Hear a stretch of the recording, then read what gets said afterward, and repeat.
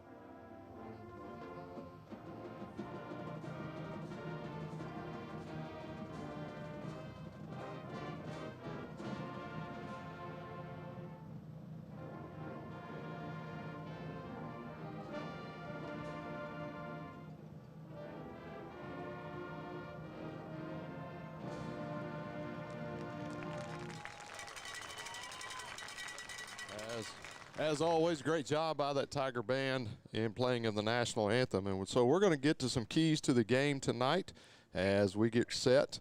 Tonight, a battle for first place. Mr. Bolt, what are you thinking tonight? Well, of course, with Braylon McHenry coming back tonight for the first full game since he was out there, I think that he's going to be a big key to settle in and make some good passes, settle that offense in, something we didn't see last week. The offense struggled a little bit in the first half, and so I think Braylon McHenry is going to be a big key to getting that offense rolling from the beginning.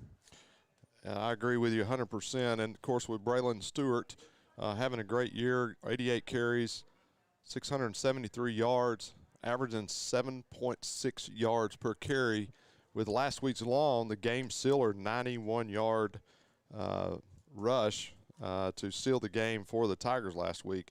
On the other side of the ball, Marshall they're coming in, and their biggest thing is to stop the Tigers, that high-powered offense.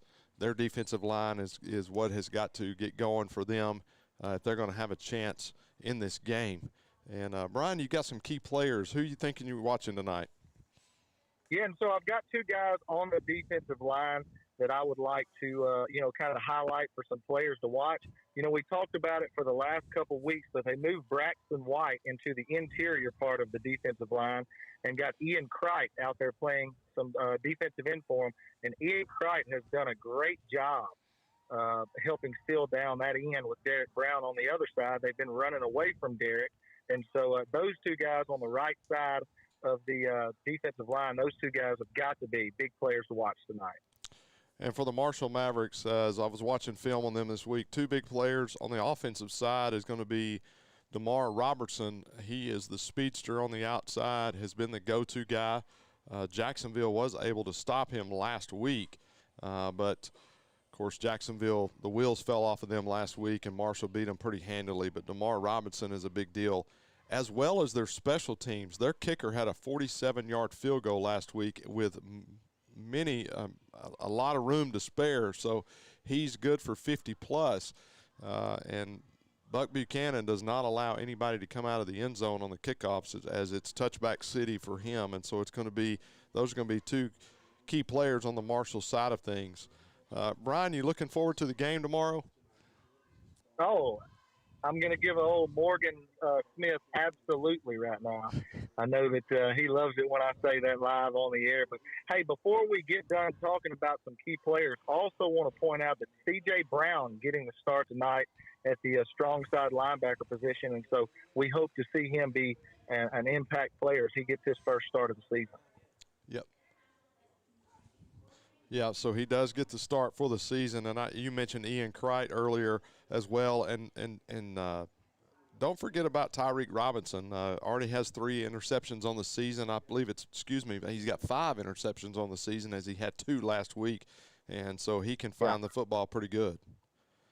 Yeah, that secondary's been playing well. They've been tackling very well, and Tyreek Robinson is just a magnet for the football right now. So I was waiting on you to go the offensive side of the ball for Texas High and mention our man Nate Minnie. I mean, what are you thinking tonight? Well, I didn't want to pump him up too much, but he is one of the key players that I watch every week, of course, with him being a family member of mine. But he got his first touchdown, and, that might just be the starting point for him. He's been doing very well in the blocking scheme, and look forward to them getting on to the later half of the season to start using that tight end position a little more. So maybe we'll see Nate Minnie come up with another touchdown tonight. Hey, the surprise of the year for me personally is Brandon Hall, the sophomore wide receiver, number 13 for the Tigers. He's got 169 yards, but that's really deceptive as he's got 9.4 average. But he hasn't made it to the end zone yet. Had a couple opportunities and just overthrows or underthrows. But I look for him tonight, them to get the ball to him, and tonight him to have one. I'm going to call it, let's say 2 touchdowns out of Brandon Hall tonight. Yeah, I don't disagree with that at all. He's playing a role kind of like Blake Rogers played last year. You had some other weapons that were getting most of the touchdowns throughout the season, and Blake Rogers was kind of that guy that just moved the chains, and that's what they're kind of using Brandon Hall to do this year. And just a big shout-out to the offensive line. We talked about them, not having very many snaps coming into the season, struggled the first couple games, and then last week they played a lot better. It looks like the offensive line's really coming together right now. And after the game last week, you and I were on the field as you interviewed Coach Stanford, and, the defensive, even though they got the win, the defensive side of the ball I don't think they were pleased with the play up front as I think some of the guys, they got the lead and they felt like they had the game in hand a little too early. And so I look for that defense to come out and just be on top of things tonight. And I feel sorry for Marshall tonight if it goes the Tigers' way on that defensive side of the ball for sure. Yeah, Javarius Tyson, the weak side linebacker, and the Mike linebacker this year, Darren Finley. I mean, they come up with the majority of the tackles throughout each game. And those two guys, every single play on the defensive side of the ball, they are close to the ball carrier, if not making the tackle on every single snap. Absolutely. They do a great job for the Tigers on the defensive side of the ball. Well, what else you got for us, Brian? You got any other entertaining things that you want to share with us? Man, I don't have anything entertaining, but I bet you that Billy Lavender he's gonna have plenty to say tonight. I know he is fired up. Did you catch his TikTok? I did see his TikTok, man. He got a little help this week. He told me, man, I got a little professional help, and I thought, oh Lord, what's going to happen? But he fixed me and said, hey, it'll be up in 5 minutes. I look forward to that every week. Just love Billy. I mean, I hope that everyone around Texas High really notices what Billy Lavender does for the school and for the athletic program, all of the athletic programs. I mean, there's not many schools that have a Billy Lavender, and so I think everyone's going to get a lot of Billy Lavender tonight. They're going to get plenty of Billy Lavender. I was talking to him before the game. I'm like, listen, don't take everything personal tonight, Well, he does. He's just that kind of guy. He loves those Tigers. And, it's hard for him not to take it personal because, I mean, those guys are his guys, and that's his team. And it's hard for the Tiger King to settle down sometimes. So, you know, the fun part with Billy Lavender is on that TikTok video is it was like retro Tecmo Bowl. That's what it reminded me of, the TikTok. I don't know if it did for you, but it did for me. Yeah, and I love that he was wearing 81. Isn't that what his son wore last year? Yes, that's exactly what it was. Yeah. So I thought it was his son at first, you know, because they looked so much alike. But then it was Billy. I mean, I laughed for a long time. Well, and in the video, it looked a lot like his son Trey. I'm like, dear God, that's Trey in 40 years. I mean, look right there. Yeah. Poor Trey. He just doesn't have a chance. He doesn't. So, hey, I know you're not here, but tonight is orange out night. I think last time it was blackout night. It's orange out night. So a lot of these student body, and so the Marshall Mavericks are entering the field. So if you can see that on the line, or you can hear it over our microphones, that's a noise that you hear, and the Tigers aren't far behind them as they're exiting the locker room and getting into the tunnel. But it's orange out night. They're all in like construction gear and all kinds of stuff, so it's kind of cool here. And they've moved the student section to the end and put the band in the middle of the field, so the band is sitting between the 35 and the 45-yard line. So going to make a little bit more noise tonight for the Tigers. I bet Graham Park is going to be rocking tonight, and I hope that the broadcast goes well. Before I let you go, I want to give a big shout-out to TigerVision and all that they do, and my man Doty for producing tonight and also making it available so that, I could call in and be a part of this. That guy is just amazing, and all the people with TigerVision as well, and I know Doty's with the Texarkana Gameday now, but just want to make sure that everyone knows how much work they put in, and I appreciate them for hooking us up tonight with this phone call. Well, and we've got the signal, Brian, and the Tigers are about to enter the field as Billy has waved the hat to let everybody know fire extinguishers are ready. I think there's fixing to be smoke. I hear that there's a video that's going. Are we ready? That's what's being played, man. He's got a hype video. Only Lavender. Yeah. I'm waiting on fireworks to go off here in a minute. So that's right. Well, look, hey, good luck on the broadcast. I'm going to let you guys go as the Tigers get ready to enter the field. All I got to say is tomorrow, go Hogs, but tonight it's all about the Tigers. Go Tigers, baby. Tigers by 90. Brian, thanks for joining us, and be safe coming home tomorrow. All right, I appreciate you. Good luck, guys. All right, buddy. Take care. That was Brian Bolt joining us all the way from Memphis, Tennessee, as they're in for the Razorback. And now here come your Texas High Tigers.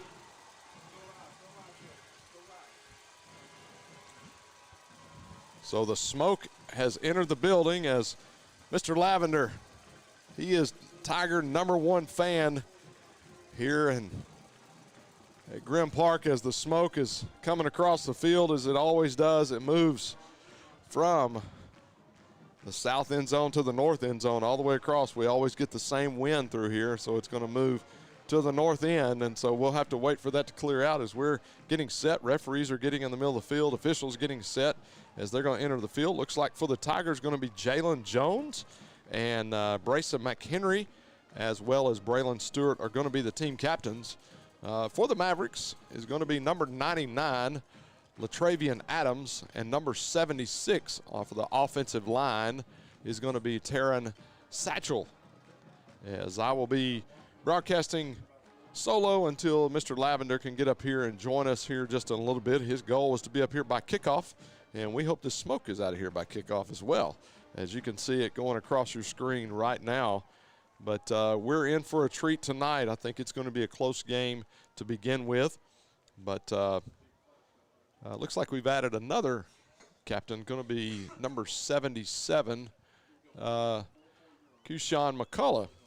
So that's going to be the captains for tonight. And most of the time now, folks, not to spoil it for you, but they usually do the coin toss before the game between the coaches, so there's no misunderstanding on the field, and so this is just ceremonial.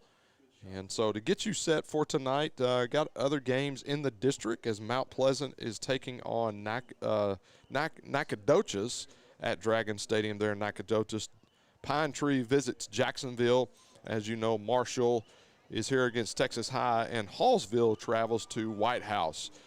here in town tonight is going to be the homecoming game for Pleasant Grove. Pittsburgh is traveling to the Hawks to take on the Hawks for their homecoming. Looks like Gladewater is going to visit Atlanta, and North Lamar comes to Liberty Isle as district play begins in that district, as well as district play continues here at Tiger Stadium. Looks like the Tigers won the toss and have deferred to the second half, so Marshall will receive as Texas High will be kicking from the north end zone to the south end zone tonight. So we're getting set as we're getting ready to play district football. Marshall comes into the game with a record of 3-2 on the year after last week, and 2-0 in district after last week beating Jacksonville pretty handily. They won that game pretty much in the first half. And I believe, if I was correct from my sources there, that they ran the clock in the second half. Marshall's had a couple of good wins this year as they beat McKinney North, which used to be in Texas High District 2 years ago. So that was a big win for them. I think it was a confidence builder for them as they started getting on the winning train and building confidence. And so you're going to see a lot of speed on the field as Marshall is going to come. When they come out on offense, you're going to see full spread, 3 trips on one side. You're going to see one on the other as they're going to try to get their playmaker, DeMar Robertson, in space, because he is the go-to guy that can make a difference. And folks, we are set for Austin Miller to kick it off right here at Tiger Stadium at Grimm Park. Let's go Tigers. The Tiger King is in the house. Austin Miller set to kick, and we are underway. Friday Night Football right here in Texas. Stay in bounds. Get on the ball. Tiger ball. Oh. Tigers almost had it. As you can tell tonight, Billy's going to be, he's going to be a homer tonight, and he's going to be a fan at the same time. Yes, sir. But he's going to try to be professional as well. This is Texarkana game day, baby. Yeah, I understand. Tigers had a chance there as the ball dive, but just couldn't get on it. So defense enters the field as Derek Brown leads his defense onto the field along with the rest of the Tiger defense. And as I stated earlier, you know, Eric, this may be a game of turnovers, and something like that really need to just jump on the ball. Yep. So it's going to be 1st and 10 from the 26-yard line for the Mavericks as he hands it off. Hands it off to Davis on the carry. Davis is going to have a gain of 1. It's going to bring up 2nd down and 9. Looked like maybe Childs in the middle. Yeah, so they were on Childs last week for trying to get him to play a little bit better. And so it looks like he stepped up already tonight. You know, we need to stuff him up the middle. Absolutely. So here we go, 2nd down and 9 as they go doubles on one side, single on the other, as going to send a man in motion, going to hit it out on the screen play, and instead of wrapping up, we try to get the big hit, and it's going to be just short of the 1st down. Going to bring up 3rd down and 2 on the play. Yeah, big hit, and then it looked like number 23, Josh Stewart, got in on the tackle. So as Brian and I talked in pregame, there's been a little change to the lineup tonight. C.J. Brown getting the start at the Sam linebacker, as well as Josh Stewart moving in there to the cornerback position. So they're going to bring up 3rd down and 3 on the play. Big down for the Tigers right here. Yeah, if you can get them in and out in 3 to start the game, that's a big thing.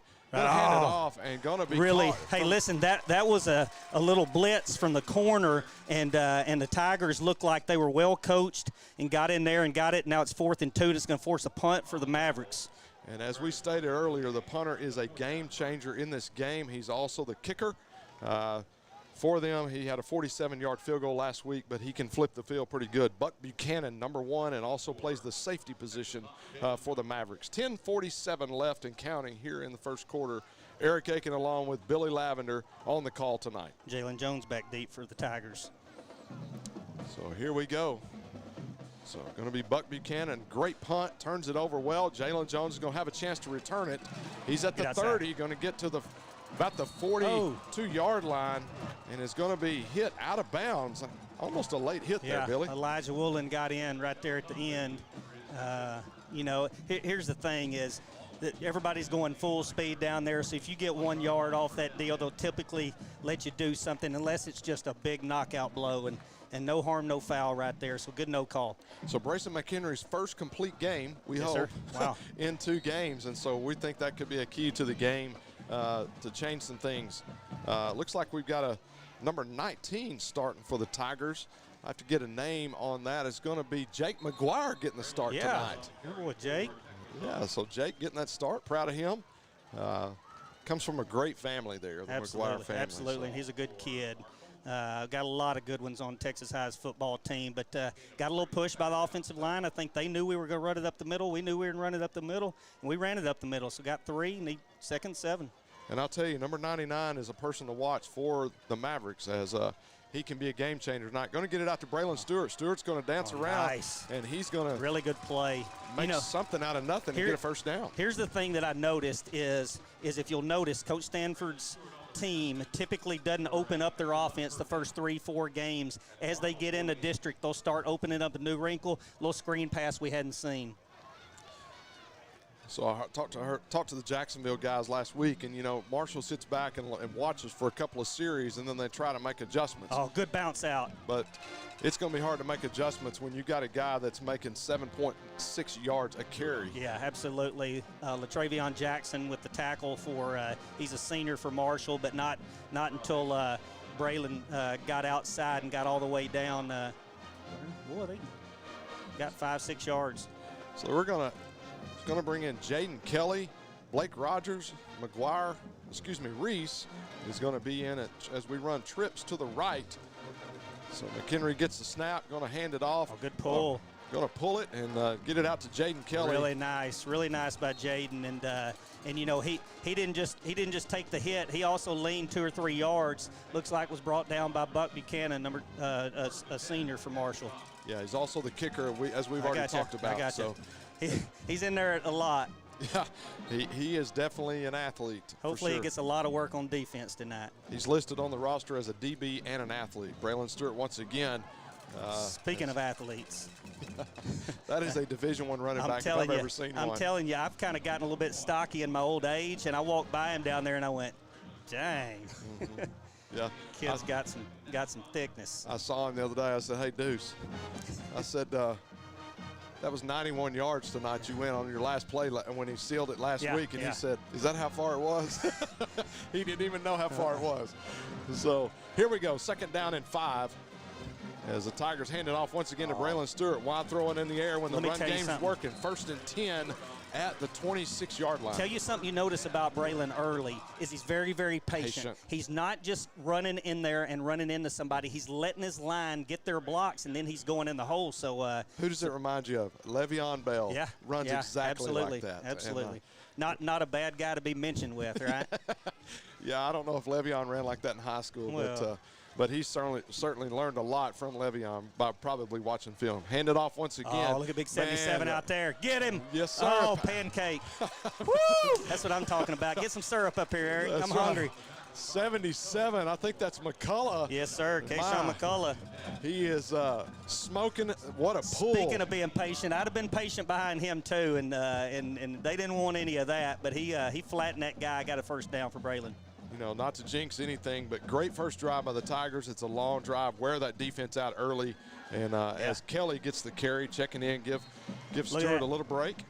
Trenton, you know, he's one of those guys, got a little thickness to himself. He's kind of a thunder and lightning kind of guy. He also has a little speed, but he's not scared to take on that hit. He took that hit about the line of scrimmage and then got about 3 yards. So that's what he does is fall forward and really uses his momentum. So 2nd and 7, clock ticking down to inside of 7 minutes.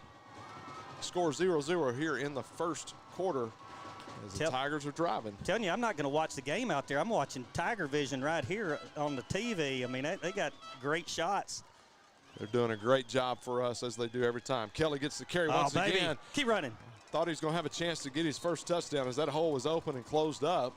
But it's going to bring up 3rd down and 2 on the play as Trent Kelly gets it down inside the 10-yard line. Looked like Carson McCombs, the linebacker, gets in on the tackle, but another thing, Trenton's wrapped around the waist, falls forward another 2-3 yards. It's going to check in Donnie Grissom. Grissom. Yep. And I'm going to tell you, he's a junior for the Tigers. They've got him listed as a backup on defense. He's a backup linebacker, but I'm telling you, I watched him last year. He can run the ball as well, yes, too. Sir. So we've got 3rd down and 2. Looks like we're going to have a false start on the Tigers. First little hiccup in the game. That's okay. We got more room when we do that down there. Give Brayson a little room to maybe pull it. Wouldn't be surprised to see a little quarterback read right here, and maybe if Brayson reads the end coming in, keeps it and goes around. We hadn't seen that tonight. Yeah. So we want to say hello to Delton in Florida, as he is watching all the way from Florida. So I was told that he is going to be watching. So I want to let Delton know we appreciate you watching from Florida. Absolutely. Glad to be partnering with TigerVision as we are Texarkana Gameday. As you're watching the Tigers right here. And timeout by the Tigers. A little confusion there, so we're going to have a timeout. And so score 0-0, 5:30 left here in the first quarter. As we'll take a break, we'll be back after these messages.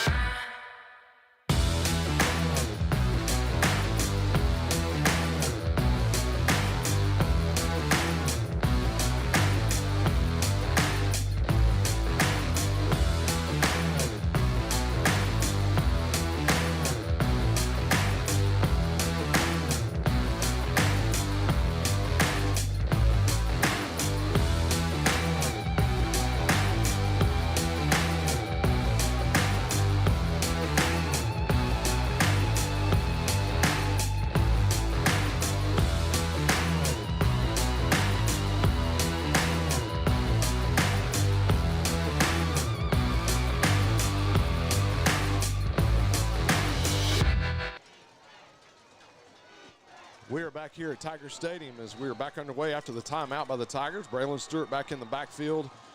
Got trips to the left. Always wide open. Wide open, and then just overthrows him as Blake Rogers catches it, but is going to be just out of bounds as McHenry tried to hit him in the end zone just a little deep on that one. Man, really good play by the Tigers. Really good call by the coaching staff. Good execution on the route, and Brayson just 1/2 a yard out, but Blake did everything he could to keep his feet in bounds and catch the ball. Unfortunately, took a half step out, but it's going to bring in Austin Miller for a 30-yard field goal for the Tigers.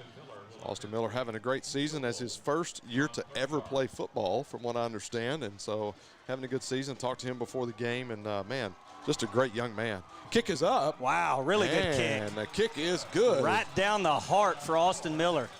So the Tigers lead with 5:27 left here in the first quarter. Tigers lead 3-0. As Billy, you can't ask for a better drive. Like to have a touchdown, but hey, you got points. The only thing that happened on that drive was a 3rd and 2. You know, here's the thing: 3rd and 2. Even if you get 1 yard or you lose a yard, you still might go for it on 4th down. But a 3rd and 7 or 3rd and 8, and you basically have cost yourself to have to pass the ball, and we just threw it a little bit out of bounds. But I'll tell you, like you said, really good. I mean, if you want to look on the bright side, drove the ball all the way down the field right after Texas High has come out and set precedence on defense, and then come out and set precedence on offense, and that's something that we hadn't done early all year, I feel like. And so I think they're jacked up for this game. I think they want to go out and show dominance in this game. And so here we go. We need another stop right here. Austin Miller set to kick off.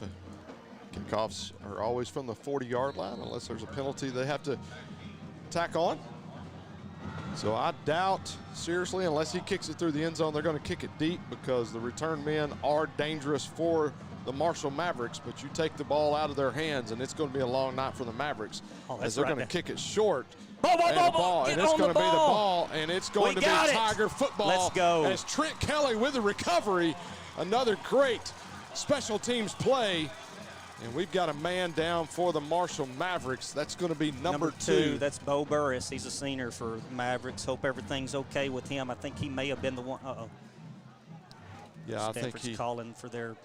Yeah, he got hit pretty hard. I think he might Man, you know, here's the thing, Eric. It's a tough, hard-hitting game, and boy, you just really feel for that kid laying on that turf right now, and for the Marshall Maverick family. But hopefully everything will be okay, and they'll get him worked on. But that's one of those deals where you want to see maybe a fair catch right there, and it's a tough play for probably a tough kid. You know, Forrest and his team, and I see Dusty down there as well. They do such a great job. Oh, I've been to schools, and you know what I do on the side.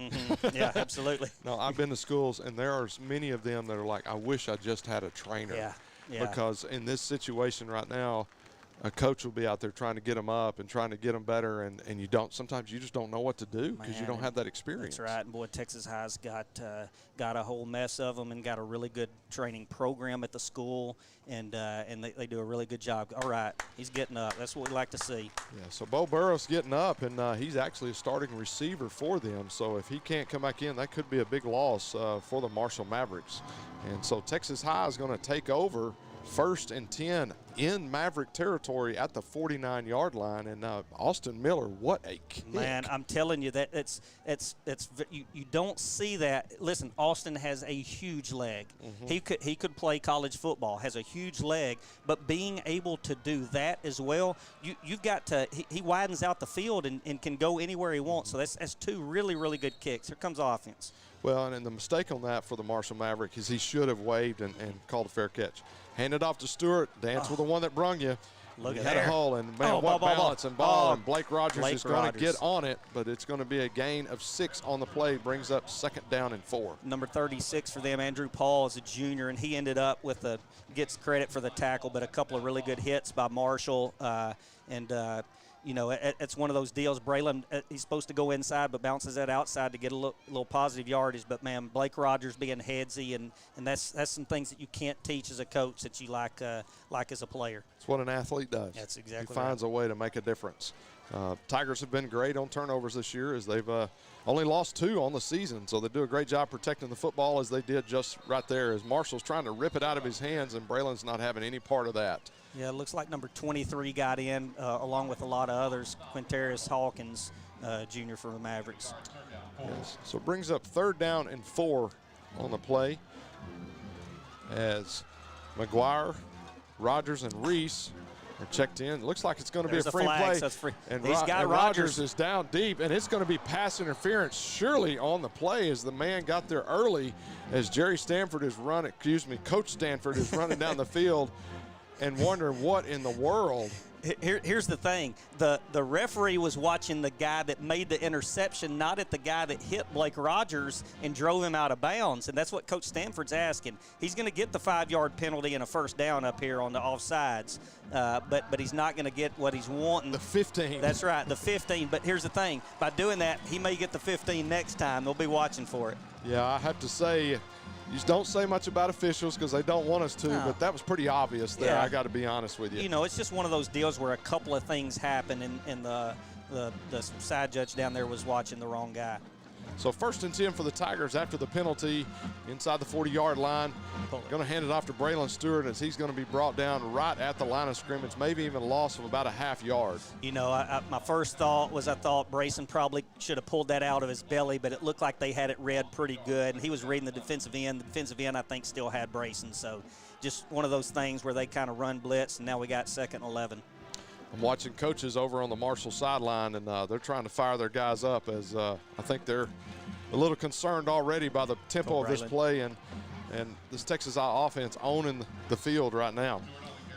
Yeah, get a couple of yards on that. Braylon on the run. Looks like linebacker number 10, Terrell Davis, not the one that played for the Broncos, but this one gets in on the tackle. And now we got a 3rd and long. I think if we can get some positive yards right here, maybe 4 or 5 yards, we may go for it on 4th. Yeah.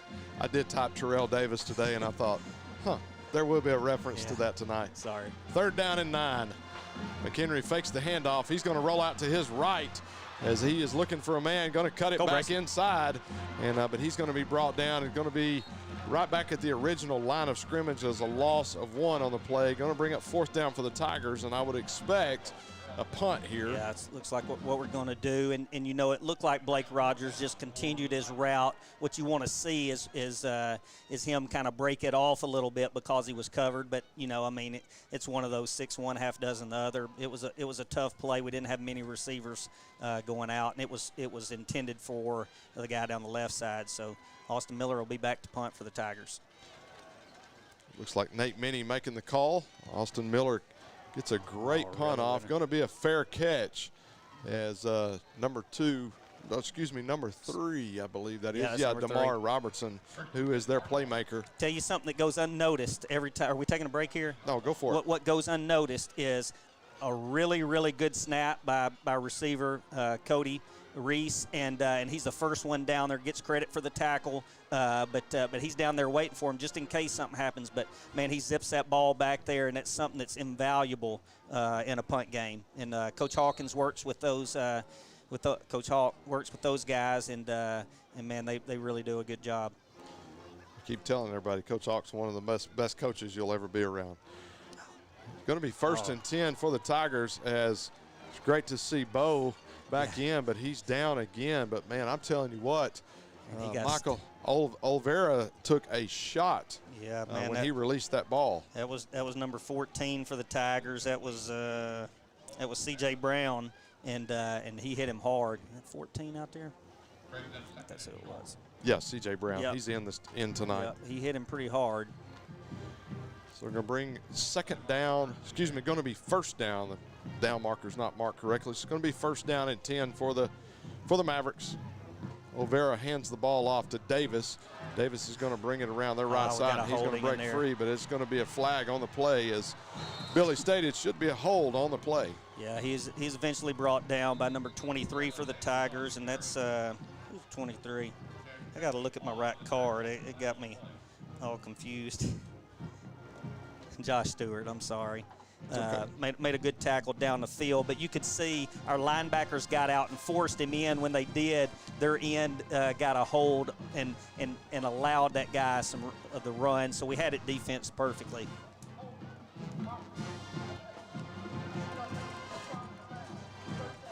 So going to be a spot foul, first down, repeat first down. The greatest Hey, I like this right here. Look at our band right there near the middle of the field. Hey, and they're loud, causing some havoc right there. And now we got first down in New Boston. Looks like we've even added the director up in the band. They're trying to make a little extra noise tonight. Absolutely, absolutely. I see the guy in the orange shirt over there. Yes, sir. He's playing trumpet, wearing them out.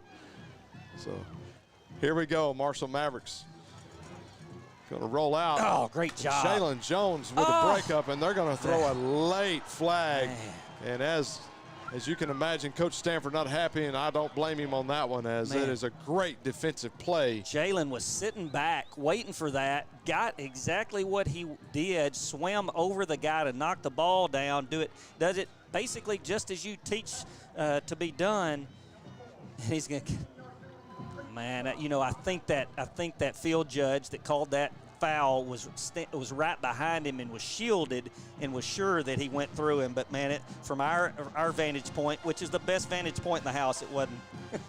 So that pass was intended for Morrow, number 9 for the Mavericks, as Olvera in at quarterback. He's got Ja'Cory Smith, number 88, out to his left, one-on-one, and they're going to try to go back that direction.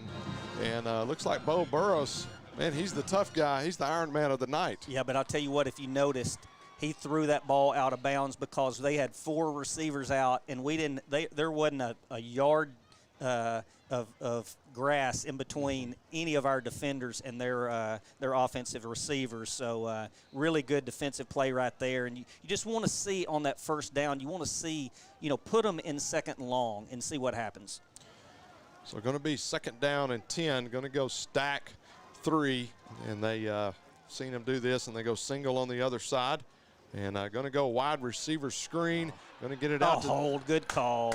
Going to get it out to DeMar Robertson, but there's going to be a hold on the play, so going to back them up again, As I'll tell you, they had a really good play going, and they had the receiver out there one-on-one blocking on our defensive back, but our defensive back played really, really sound defense and stayed between his man and the ball, and you know, was able to force that guy to hold him for that guy to get yards. So really good play, and now you see what happens. Now it's 2nd down and long again, so look for something underneath. I don't think they'll go over the top right here. I look for something underneath to get them some yards and get a manageable 3rd down call.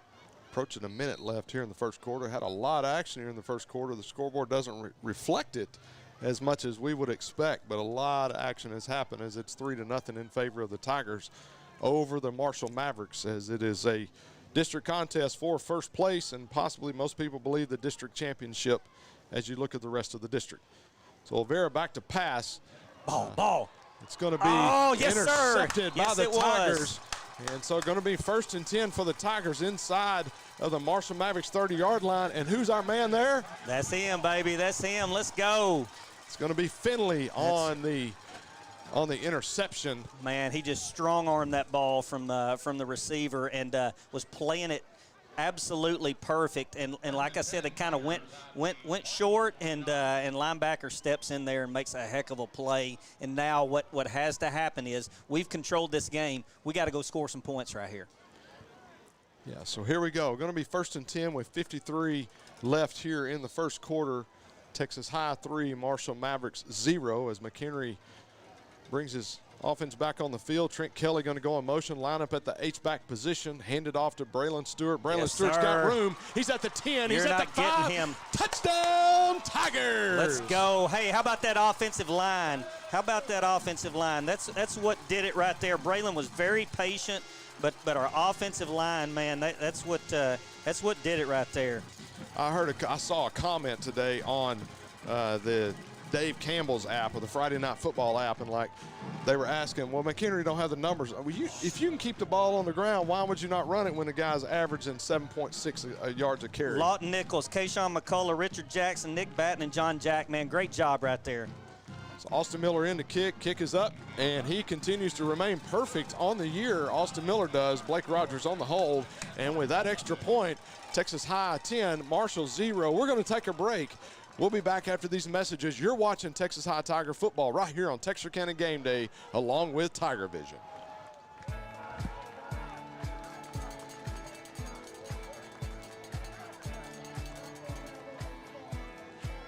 Providing excellent customer service while keeping everyone safe is a top priority here at State Bank. We are making your banking experience safer and easier with our new curbside banking program. Almost anything you need to do inside the branch can now be accomplished with curbside banking. Need to open an account, pick up a debit card, or hands-on help with mobile banking? Just pull into a designated curbside spot, call the number on the sign, and a State Bank team member will come assist you quickly. We are excited to bring you this convenience and are thankful to serve you. Your family, your bank, State Bank.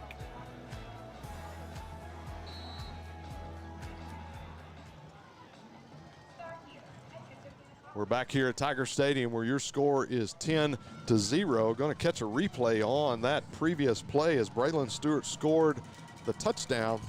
You have to catch it after this kickoff. Austin Miller on the kick, and they're going to go fair catch this time on that play. Yep.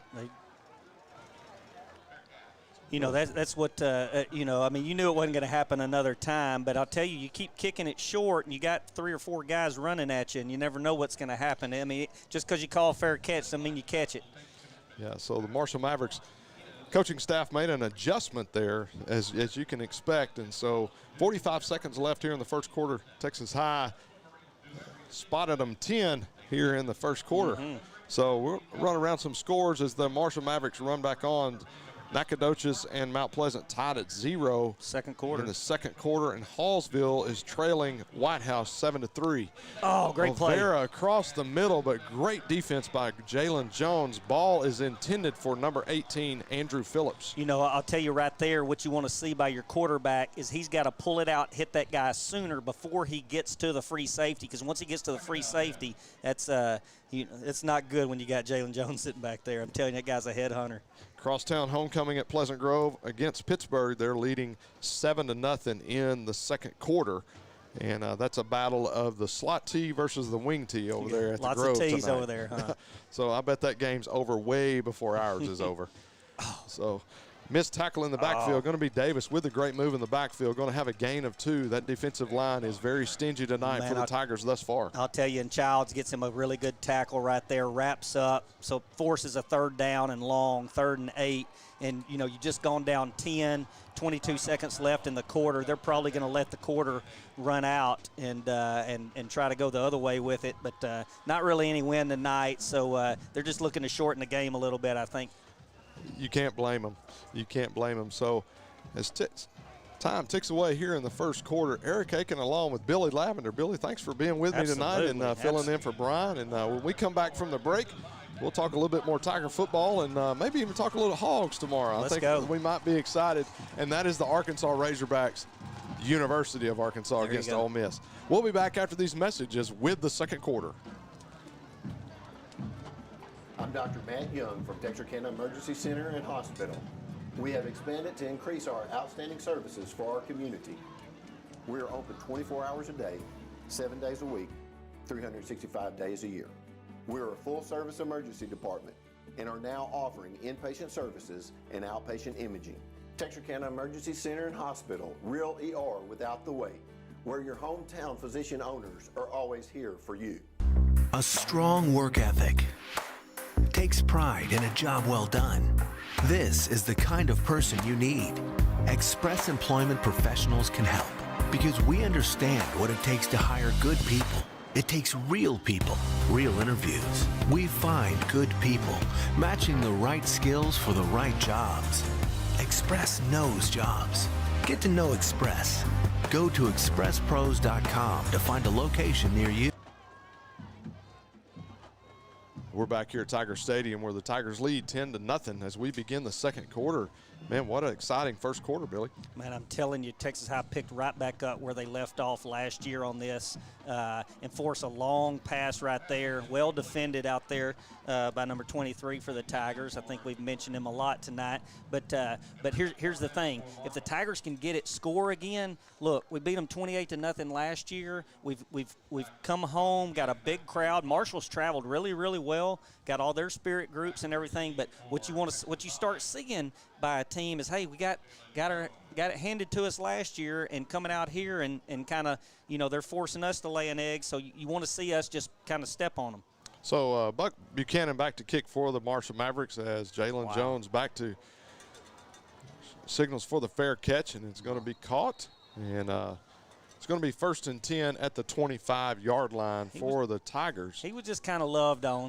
That guy wasn't doing anything with him. He just kind of loving on him, let him know he was there. But man, really good kick by Buck, and now it's the Tigers' ball. We got it at the 25. Man, I'd like to see a nice long drive right here. Coach Stanford's is asking him, what you gonna let him do out there?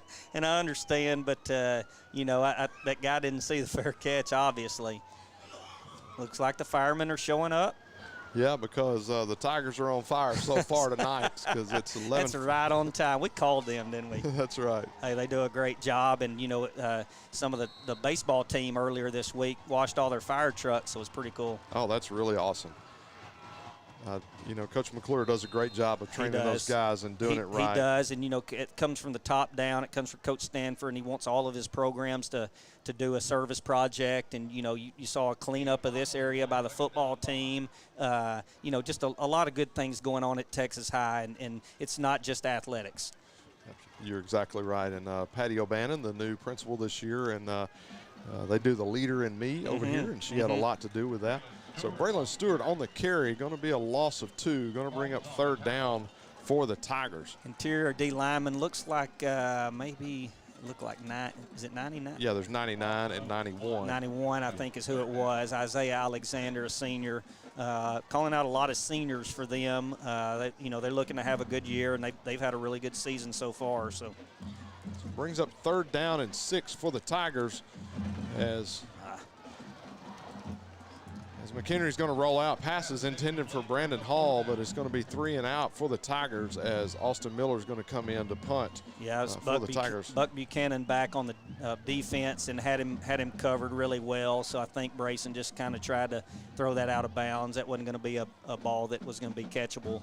So, you know, it's something you'd like to see in a long drive right there. But you know, defense just keeps stepping up, and we'll be okay. So Robertson back to receive the punt for the Mavericks with Austin Miller kicking for the Tigers.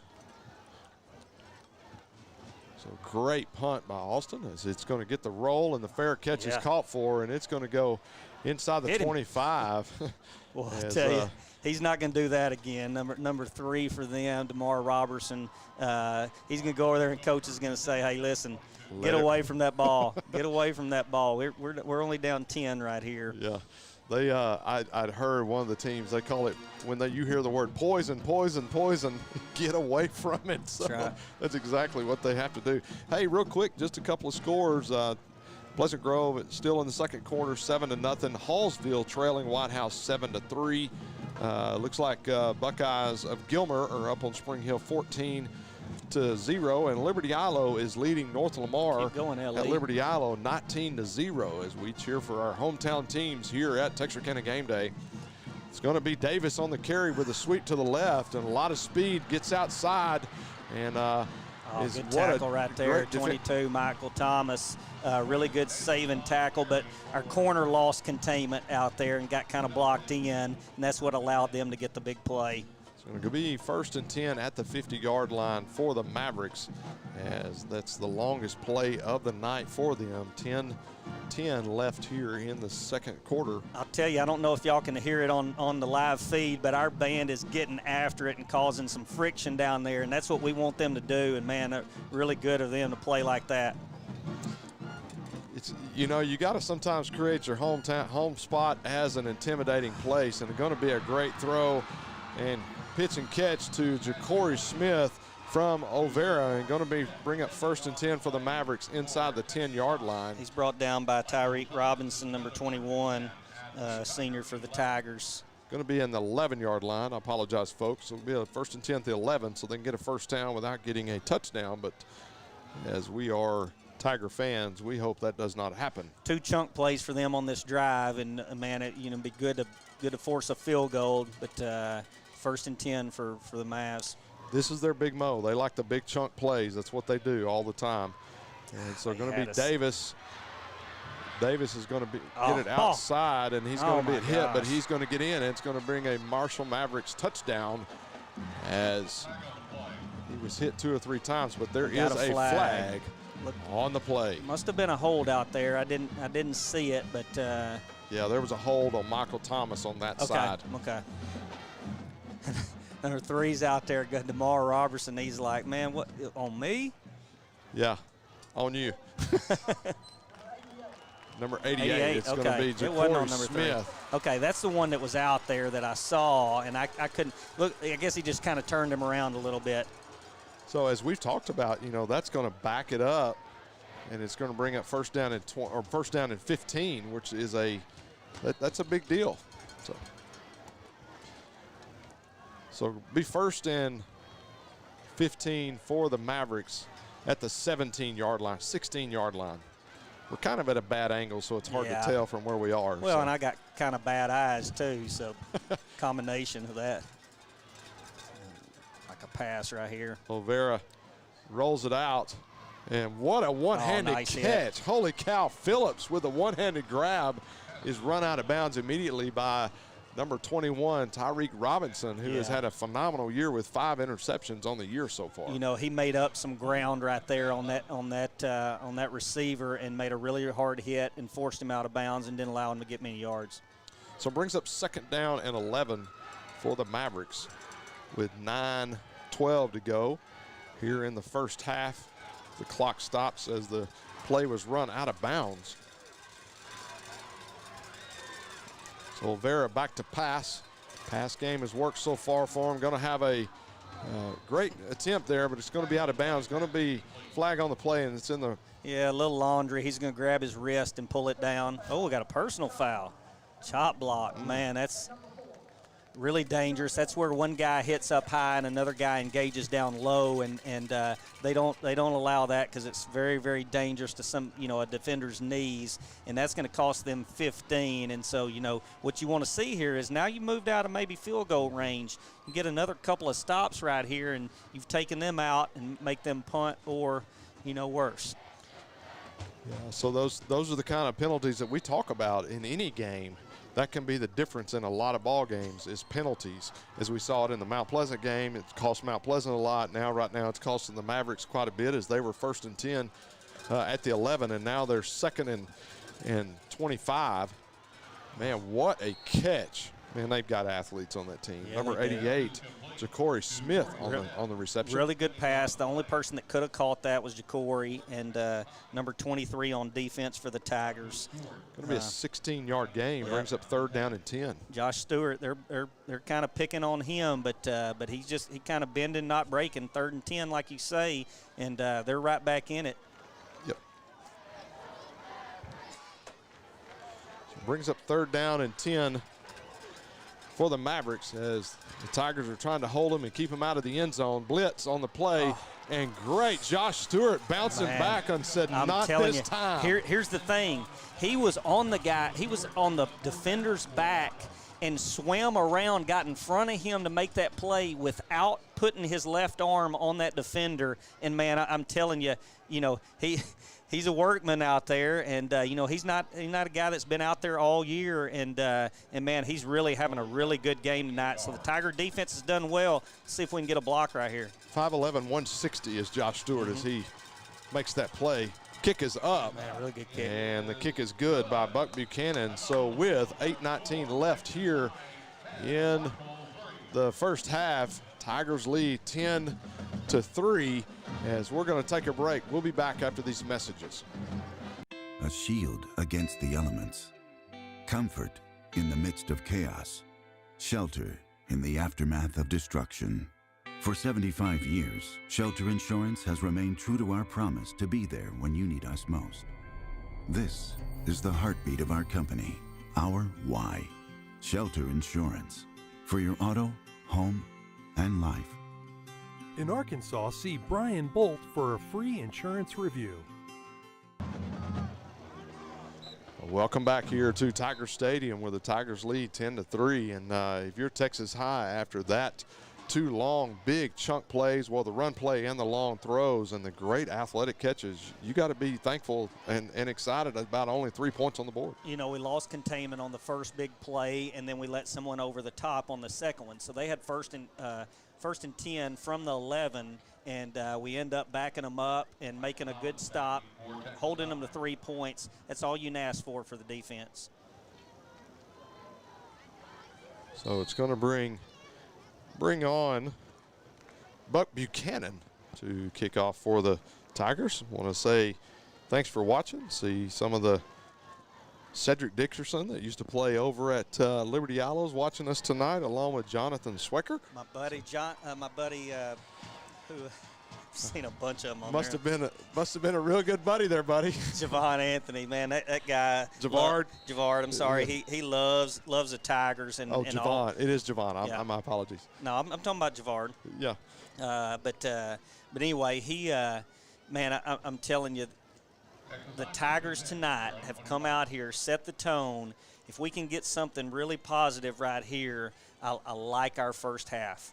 I like, that they've been coached well. They're coming out. They're giving it everything they have. Want to see it. Here's the thing. They made some adjustments on defense. It's up to us to kind of do it something with a little bit of different wrinkle. So we're going to start with trips to the left. Going to bring Kelly back in at the H-back position. Hand it off to Stewart. Stewart's going to he's going to squirt through the smallest hole. But that's what great field vision is what he has. Yeah, I'm telling you, good block by number 57 for the Tigers. And he kind of turned his guy in, allowed Braylon, who, again, was very, very patient. Nick Batten, he got a really good block on the defensive line and allowed that to squirt through and for Braylon to get, 4 or 5 yards. By the size of Nick Batten, he could put his whole name on the back of his jersey. Boy, that's a big old boy down there, I tell you. Stewart, going to be McHenry back to pass, but rolls out and rolls right into the defender as the defensive end was coming hard on that play. Looks like it's going to be number 9, number 8. Number 8. Number 8, that's Carson Combs. He's a junior. So we're going to bring up 3rd down and long for the Tigers. And so we're going to run in Jake McGuire, going to bring out Trent Kelly. And looks like Nate Minnie's in the game as well. Nate Minnie's coming out of the game, so they're trying to get personnel changes. Going to go doubles on each side as they try to. I have to call it 3 seconds left. Yeah, going to get it off. McHenry back to pass, and he's going to scramble. Gets out of a 1 tackle and throws it. And almost had a completion for Jake McGuire, and would have been his first of the season. And I was about to compliment the character of the Mavericks, and well, you know, it was a really good job of Brayson to get rid of that and put it on the money to Jake. The thing is that the defender was there at the exact same time. So, you know, it's just one of those bang plays, and tough to hold on to it for Jake right there. But Tigers will be punting. So Montana Warren on the coverage there. Great coverage by the Marshall Mavericks there. Austin Miller in to kick it. Snap was just a little bit wide, but stay on him. Don't let him outside. Robinson's going to get outside, but it's going to be smoked on the sideline. But he was in bounds on that play, but he got rocked out of bounds. But I don't think he was out of bounds. I don't understand. Are we playing football here is my question. Yeah, you know, that's another one of those deals. I think he was out of bounds, and I think they had to make that call because he hit him so hard out there. And Coach Stanford's asking about this, but man, you just got to kind of pull up. You know, the thing is we had the guy back here, so they're going to call a late hit on us, and they're going to get another 15. And, man, they're getting back in the game right here, so we need a defensive stand. So we're going to be inside Tiger territory as the Marshall Mavericks are trying to tie it up here middle way through the second quarter. 6:40 left here in the first half. Other scores around the district: Nacogdoches trails Mount Pleasant 14-7. Throwback. Little throwback, and going to be wide open as he's going to hit number 18, Phillips. I'll tell you what, Derek Brown came out there and made a heck of a tackle. But Michael Thomas, man, he made an offensive lineman miss him, got under, and was able to hit the guy at the same time. It's a really good play, something that, you know, a lot of people wouldn't notice seeing, but man, swam underneath that guy, and a lot of guys would have just taken on that hit and not been able to make the play. So going to bring up 1st and 10 from the Mavericks, just at the 20-yard line. Going to hand it off to Davis. Davis is going to go up the middle and going to have a gain of 3 on the carry on the play. Going to bring up 2nd down and 7. Boy, my buddy Jaw Tyson met him in the hole. Middle linebacker met him right in the hole. Good form tackle. You know, now like you say, 2nd and 7. If we can, man, we just need a good couple of plays right here and hold them out of the end zone. Got a couple of college recruiters here watching several of the Tigers tonight as SAU is in the house. The defensive backs coach and the D-line coach are here looking for the next guys that will help them try to win a GAC championship. And he's going to bring pass is going to be intended for Robertson, but throws it into double coverage. O'Vera does. But Michael Thomas back there, and Michael didn't bite on the fake. The guy ran a down, out and down, kind of spun around, and Michael stayed with him, and it would have had to have been a perfect pass right there. So you got 3rd and 7 now. You know, Michael Thomas is a great example of this is what you get when you have a kid that plays 2 sports. Because I really saw him come on in basketball last year. Footwork, being athletic, learning to be a better athlete, and some of those things that he's doing, putting your body in the right place in order to be able to make the play. Trips right. So going to get it out to Davis out of the backfield, and he's going to be knocked out of bounds inside the 10-yard line. Going to bring up 1st and goal for the Tigers. For the Mavericks. Yeah, that's one of those things. It looks like they picked on C.J. Brown out there, and he just couldn't make that tackle. Allowed him to spring out. But it was a one-on-one with a good athlete, and C.J.'s a junior.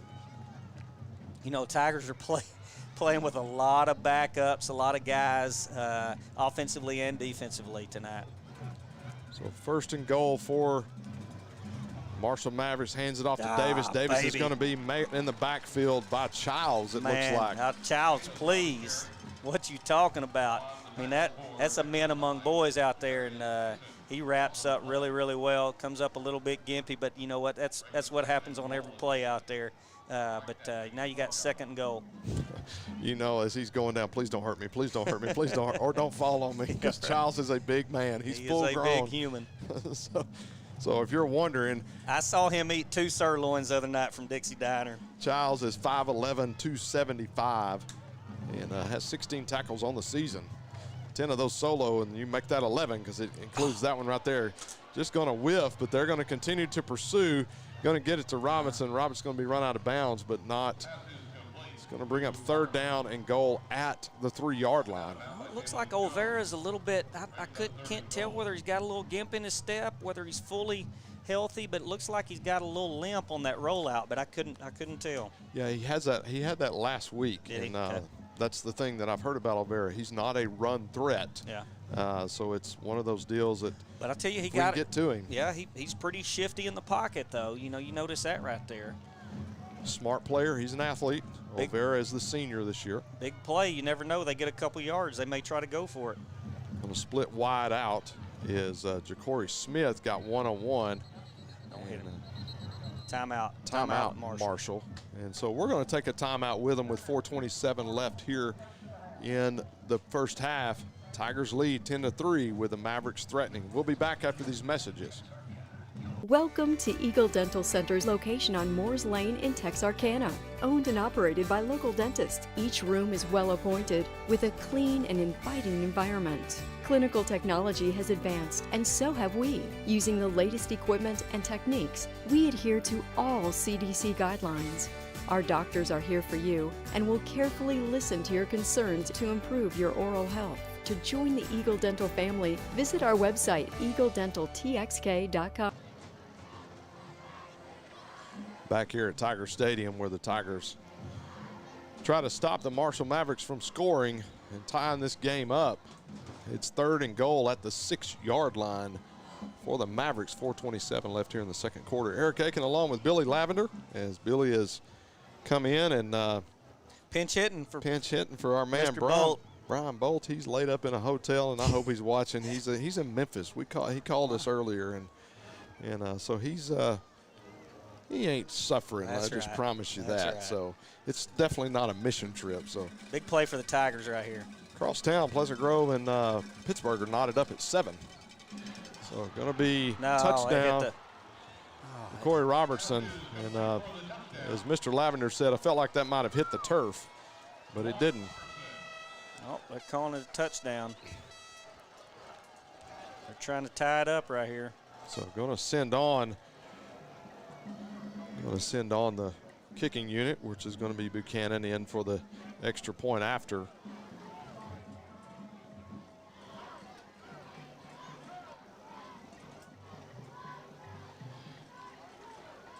So 4:22 left. Kick is up. Kick is good. And so that with that kick, it's going to be tied up as Texas High gets ready to receive the kick. And so 4:22. And if you're coming out here, you really need to score. Texas High gets the ball here in the second half, so a score here and the ball really can be a good advantage for the Tigers. You know, it's one of those things that that they took a punch by the Tigers early, and they've come back and they're going to fight. And we've always said that this is a long rivalry, and these two teams don't like each other, but they respect each other, and we knew this one was going to be a dogfight. So it's nothing that we didn't expect coming out here. The state rankings are really close for these two teams. The district rankings, everybody had both these teams 1-2 at the first of the year, and I think that's how they'll finish. But man, this is going to be a big part of it right here, and like you said, would be really big to take the ball, run it down the field, get some points on the board. But I'll tell you, Marshall's in this game, and their fans are standing up and being loud, and they didn't come down here to roll over. I literally saw the coach tell him to do that. Nice. Going to have the ball and going to be a great field position for the Tigers as they tried to do the quick kick. And to no avail, going to be number 84. Who you got there? It's going to be Taekwon Williams on the recovery for the Tigers. So brings up 1st and 10 for Texas High at their own 45-yard line. And if you're Texas High with 4 minutes left here in the first half, you got to love this field position. Man, and I'll tell you, that's something that they can, if we're not paying attention, and they work on those things every Wednesday, if we're not paying attention on kick return right there, that's their ball, and they got the mow. So here we go, 1st and 10 for the Tigers. Hand it off to Stewart. Dance with the one that brung you, and he's going to have a great carry. As you can hear, Mr. Lavender getting into it more from the broadcaster to the fan standpoint. Going to be a gain of 7, 2nd and 3. I'll tell you what, here's what happens right there is they had everybody plugged. They knew we were going to run it, and Braylon, boy, he saw it and bounced it outside and then gets a one-on-one with the defender. Make that an 8-yard gain. Hand it back to him. Good job, Back there, and Brayson picks it. Pulls it back and is going to have enough for the first down. Boy, look at that quarterback. He's a linebacker mentality. He ain't going down. And I'll tell you what, he read that. It's one of those plays that I talked about. He read it perfectly. And if that defender will make him, if he'll pick what he's going to do, Brayson will do the other. And man, that's one of those things that it's a very senior, headsy quarterback who's been in the big games and knows what this drive means. Well, and that's probably the biggest improvement that we've seen from last year to this year, because he would shy away from it a little bit on the hit, but this year he is taking on the hits. Man, Braylon Stewart runs it out to the outside and takes the hit straight ahead. But look at the gain that he's got. Yeah, but look at those receivers downfield. This is what I like to see is receivers downfield, Blake Rogers and Cody Reese, still holding their blocks, and you never know when it's going to spring someone. But Braylon's getting kind of roughed up down there at the end, got a little bit upset, but I like just stay in there and play hard. So going to bring up 2nd down and 3, ball spotted at the 33-yard line with time ticking away here in the first half as Brayson is going to pull it, and it's going to have enough for the first down. Nice job. Great job on the RPO. Excuse me, on the zone read. Yeah, sorry. That's all right. It's kind of both, but hit pretty hard down there. But Cody Reese blocking down there again ends up getting a first down because of it. So 1st and 10 for the Tigers. Ball spot at the 28. Great drive to answer to the Tigers, and then a great defensive play as they send everybody in to try to stop the run. They had a run blitz right there, and they knew what we were going to do, and they just had more hats than we had blockers, and that happens. But now you got a 2nd and 15. You've run some clock, which is good, but now you want to get some yards right here and get a manageable 3rd down. I tell you what, one of the new coaches this year is Coach Sutton. And played here, and, man, he does a great job coming out of Louisiana Tech, and worked with Skip Holtz there, and learned a lot, and he does a great job watching him signal plays in, works with running backs. Hold on to it. Nate holds on to it, and he's going to be just shy of a first down, going to bring up 3rd down and 1, but, man, great gain on the play and pulling in by big Nate Minnie. Hey, and listen, Brayson took a hit throwing that ball, and Nate took a hit catching that ball, but really good to hold on to it with both hands, tuck it, get hit, and go down, and great job. Now we got 3rd and 1. Your SAU, that's right in front of their recruiting, is they have offered Nate Minnie to play at SAU, and you got to be excited. Braylon Stewart dances his way, and he's going to be first down for the Tigers. Man, what a dance move he made right there. I'm telling you, they knew what we were going to do. We knew what we were going to do, and it was just a battle of wheels. But it looked like Brayson kind of pushed him from behind.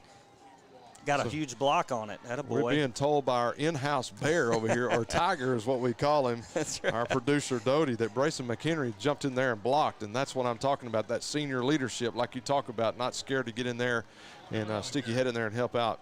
Good tackle by Terrell Davis on defense right there, only allowing us to get 2 yards. But look at here, there's 47 seconds, so we're going to start speeding it up right here and try to get some points. So going to be Trent Kelly on the carry as he's checked in the ball game as Stewart is checked out of the ball game. So we're going to send Kelly in motion. So going to hand it off once again to Trent Kelly. Go, Trent's Trenton. going to get inside the 10-yard line. Boy. First and goal for the Tigers. Stop the clock. As the Tigers Stop try the to clock. hurry. Going to Here have we a go. timeout on the play. We're going to keep it here as we'll have plenty of time at halftime. And coming up at halftime, Billy, got the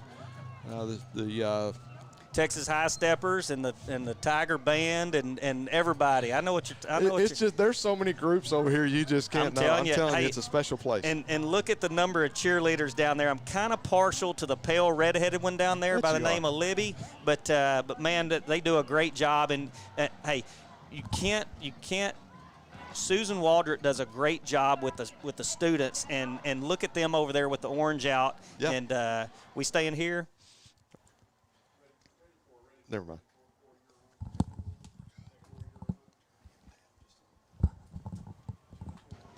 So, sorry, a little confusion in the booth there for a while. I was trying to give hand signals and everything. Sorry. So I don't take many signals. 26.8 left here in the first half. And so, as we say, to Eric Aiken, along with Billy Lavender, who gets to join us in the booth tonight. And so all the, as you said, orange out. They got all the construction gear on, as you talked about. That was a really good run by Trenton Kelly, and boy, he just hit the hole and took off. So Trenton Kelly, Brayson's going to pull it, and he is going to get in for a touchdown, Tigers. That's what I'm talking about. Look at him. Look at him. All right, come on. That away. Look at him. He's excited, man. That was a tough run. Listen, I'm excited when I see that linebacker taking Brayson on, and Brayson just running right through him. Hey, listen, 4-minute drive. We've left 19 seconds on the clock, did everything. Listen to that train horn down there. I like that thing. But man, that's exactly what you wanted to happen. It's exactly what we talked about, Eric. Yeah, exactly what we talked about. So after the kick, we're going to get to watch that replay again of Brayson McHenry on the run. So with 19.7, your score is 17-10. So we're going to check out this replay of Brayson McHenry's run. He's going to pull the ball as they played run all the way, and he is going to lower that shoulder and smoke him as he goes into the end zone. That's what I'm talking about. Let me tell you something. That is going. Morgan Smith is going to love that. Morgan Smith is going to have that. It's liable to end up on ESPN on some show or something like that. But, man, great shot by TigerVision and Texarkana Gameday, and wow, man, what a play. Back in the day, you remember John Madden. That's a decleater right there.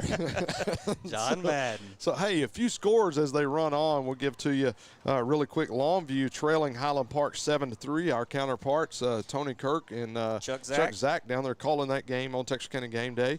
Going to be Mount Pleasant and Nacogdoches tied up with 28 seconds left in the first half at 14. Hallsville trails White House at half 9-7. And it's going to be Pleasant Grove leading Pittsburgh headed into halftime 14-7. And across town, Liberty Isle with a commanding lead with just about a minute left in the first half, 35-0 over North Lamar. Oh, good kick.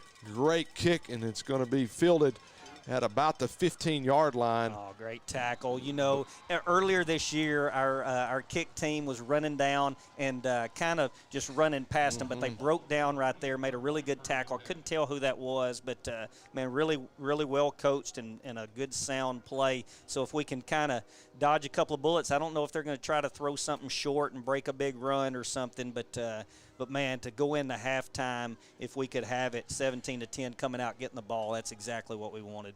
Yeah, so 13.8 left here in the first half, and you know, I just keep everything in front of you. That's the goal right now for the Tigers as you try to keep that lead. You can see the safeties back, and that's what they're going to try to do.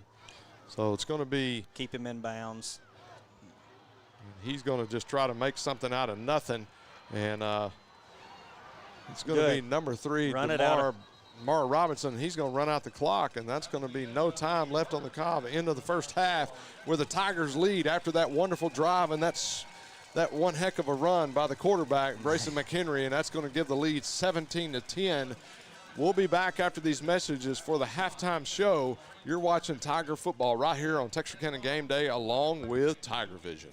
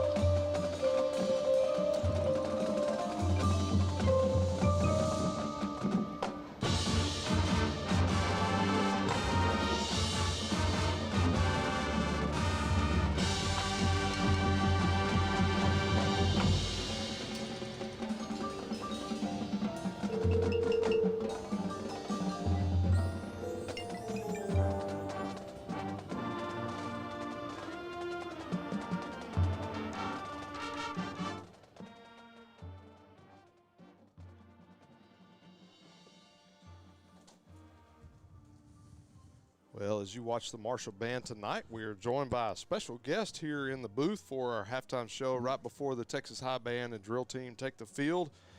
Mayor candidate, current mayor of Texarkana, Bob Brueggemann. Bob, thank you for joining us tonight. Well, thank you, Eric.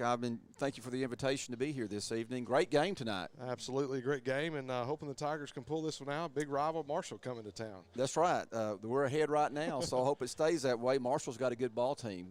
Both teams are pretty equally matched from what I saw in the first half, so if we can get a couple of breaks to go our way, I think we'll pull it out. So you do a great job as mayor of our city and represent our city very well, as you've been able to work with Alan Brown on the Arkansas side as well, unifying the city. And just talk about some of the things that you want for the future. I know you're up for re-election, and when is the election date? Well, the early voting begins on October the 18th through the 29th, and those voting locations will be at the Southwest Center as well as the Walnut Church of Christ located on Moores Lane. And then Election Day is Tuesday, November the 2nd, and everyone will vote at their regular voting precinct on that day. But as you mentioned, I have a great relationship with Mayor Brown and the staff on the Arkansas side, as well as Judge Howell in Bowie County and Judge Harrison in Miller County. You can get so much more accomplished when you work together. So a lot of great projects underway, some other projects that are on the horizon will begin very soon. New airport terminal. We have a new water treatment plant in the works that it will serve this whole region. We have the I-30 widening project, Gibson Lane extension, $227 million hospital project with Wadley. So I can't recall when we've had this many number of projects that are underway and very expensive, high dollar projects. And so real fortunate. Our sales tax revenue is very strong right now. We actually cut property taxes last month. Our fiscal year budget begins October 1. First time the property tax rate's been lowered in 20 years, so it provides our citizens some relief on their tax bill. And so just a lot of great things taking place in our city right now. And as a property owner, I appreciate that tax cut as well. I do too, because I certainly pay my fair share, as I know you do as well. So every little bit helps this day and time. Yeah, and one of the biggest things that I've always taught as from a leadership standpoint is that growth is messy. And sometimes, like the interstate project and eventually the Wadley project, just around those areas, it's going to be a little messy. But in the end, having that vision to see, hey, this is going to be better than when we started and once everything is complete. And I think that's the toughest thing for the citizens to possibly see right now. Exactly right. We went through the same thing when we had the frontage road improvements about 10 years ago. That took 2 or 3 years to get that project done, but it's so much nicer to keep our local traffic on the frontage roads, keep our main interstate traffic going through the city on the main roadway. So with the widening of going from 4 lanes to 6 lanes, that's going to help traffic move throughout the city. And like I said, just a lot of great things that are taking place, and just excited to see these things happening. Yeah, and one of the things that I'm a big proponent of is just being positive. Just trying to, instead of complaining that, when a restaurant opens and everybody rushes it and then complaining the food's not good or it's cold or it's not right, just staying positive. And I know that's your heart as well, to just for Texarkana to begin to, let's stop all the negativity and let's start having this positive outlook on the future of the city. Absolutely, that's critically important. And we have a lot of great citizens in our city, and I was born and raised here and never really desired to live elsewhere. So Texarkana is my home, and this allows me a way to give back to my community, which I certainly enjoy doing that. We've got some things with economic development that's always very important and on people's minds with the RTEX Ready organization, which stands for Regional Economic Development Incorporated. So we have 2 large parcels of land that have already been cleared, one on the Arkansas side near the Mandeville area, and then the other is on Interstate 30 between Hooks and New Boston. And these areas have been cleared and they're ready for development. So Rob Sitterly heads up Ready, and not only is he looking within the continental United States, but he's looking around the world, internationally, for projects to come here that would be a good fit for our community. We have some very good workforce development programs through our higher education institutions, so you have to have a trained workforce in order to be successful. So great things are in the works there as well, and have been for quite some time. So it's just a very exciting time. I know we have challenges, around our country and our world today, but Texarkana is a great place to be right now. It really is. The official slogan several years ago was twice as nice.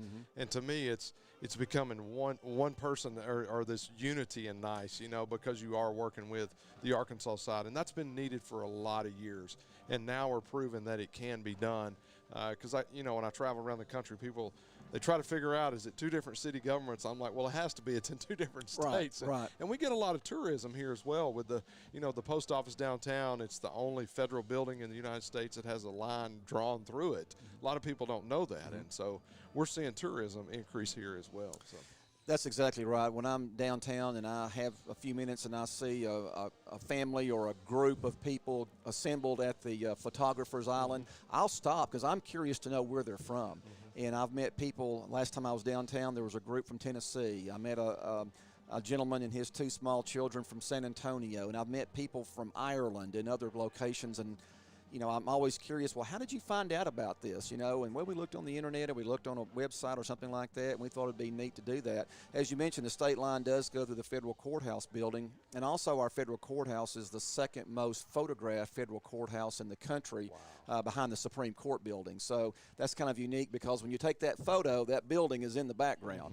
And we just had our Courthouse Square project that just completed, a $1 million project. I went downtown for lunch today, and they had a food truck there at the Courthouse Square, and there's a nice place to sit and have lunch. And so saw several people there and had a very nice visit with a lot of people, and that really looks nice now, the way that was improved, and it was a joint project between the 2 cities as well as with the Chamber of Commerce as well as with Main Street Texarkana. So it was a joint effort in getting that particular project done.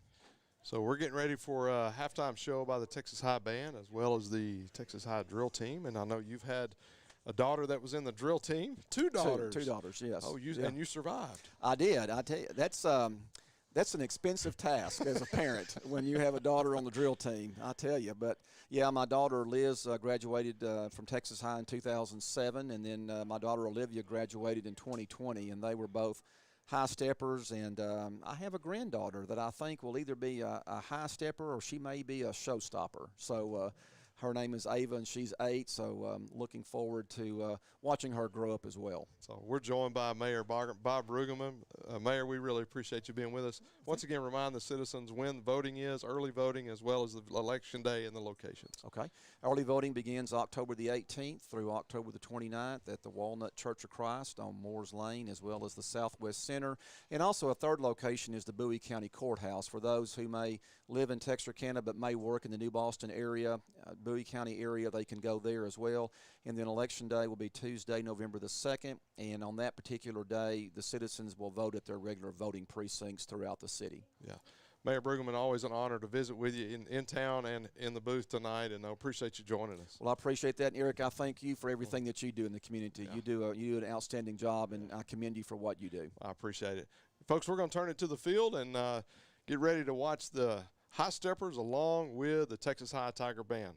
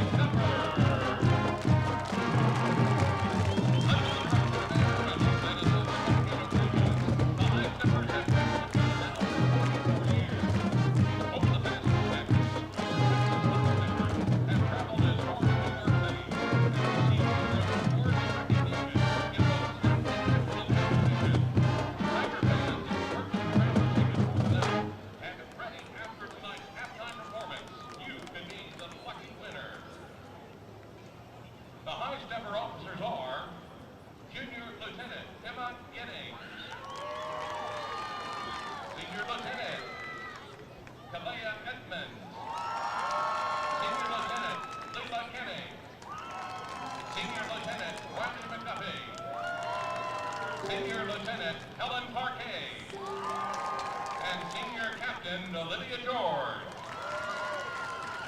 The high stepper of the week is junior Lauren Robertson.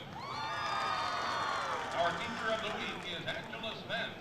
Thank you, Ms. Spence, for all you do for Texas High School. Our performance tonight dedicated to you. Tonight, the high steppers will entertain you with their home routine to High Hopes. Ladies and gentlemen, your Texas High Steppers.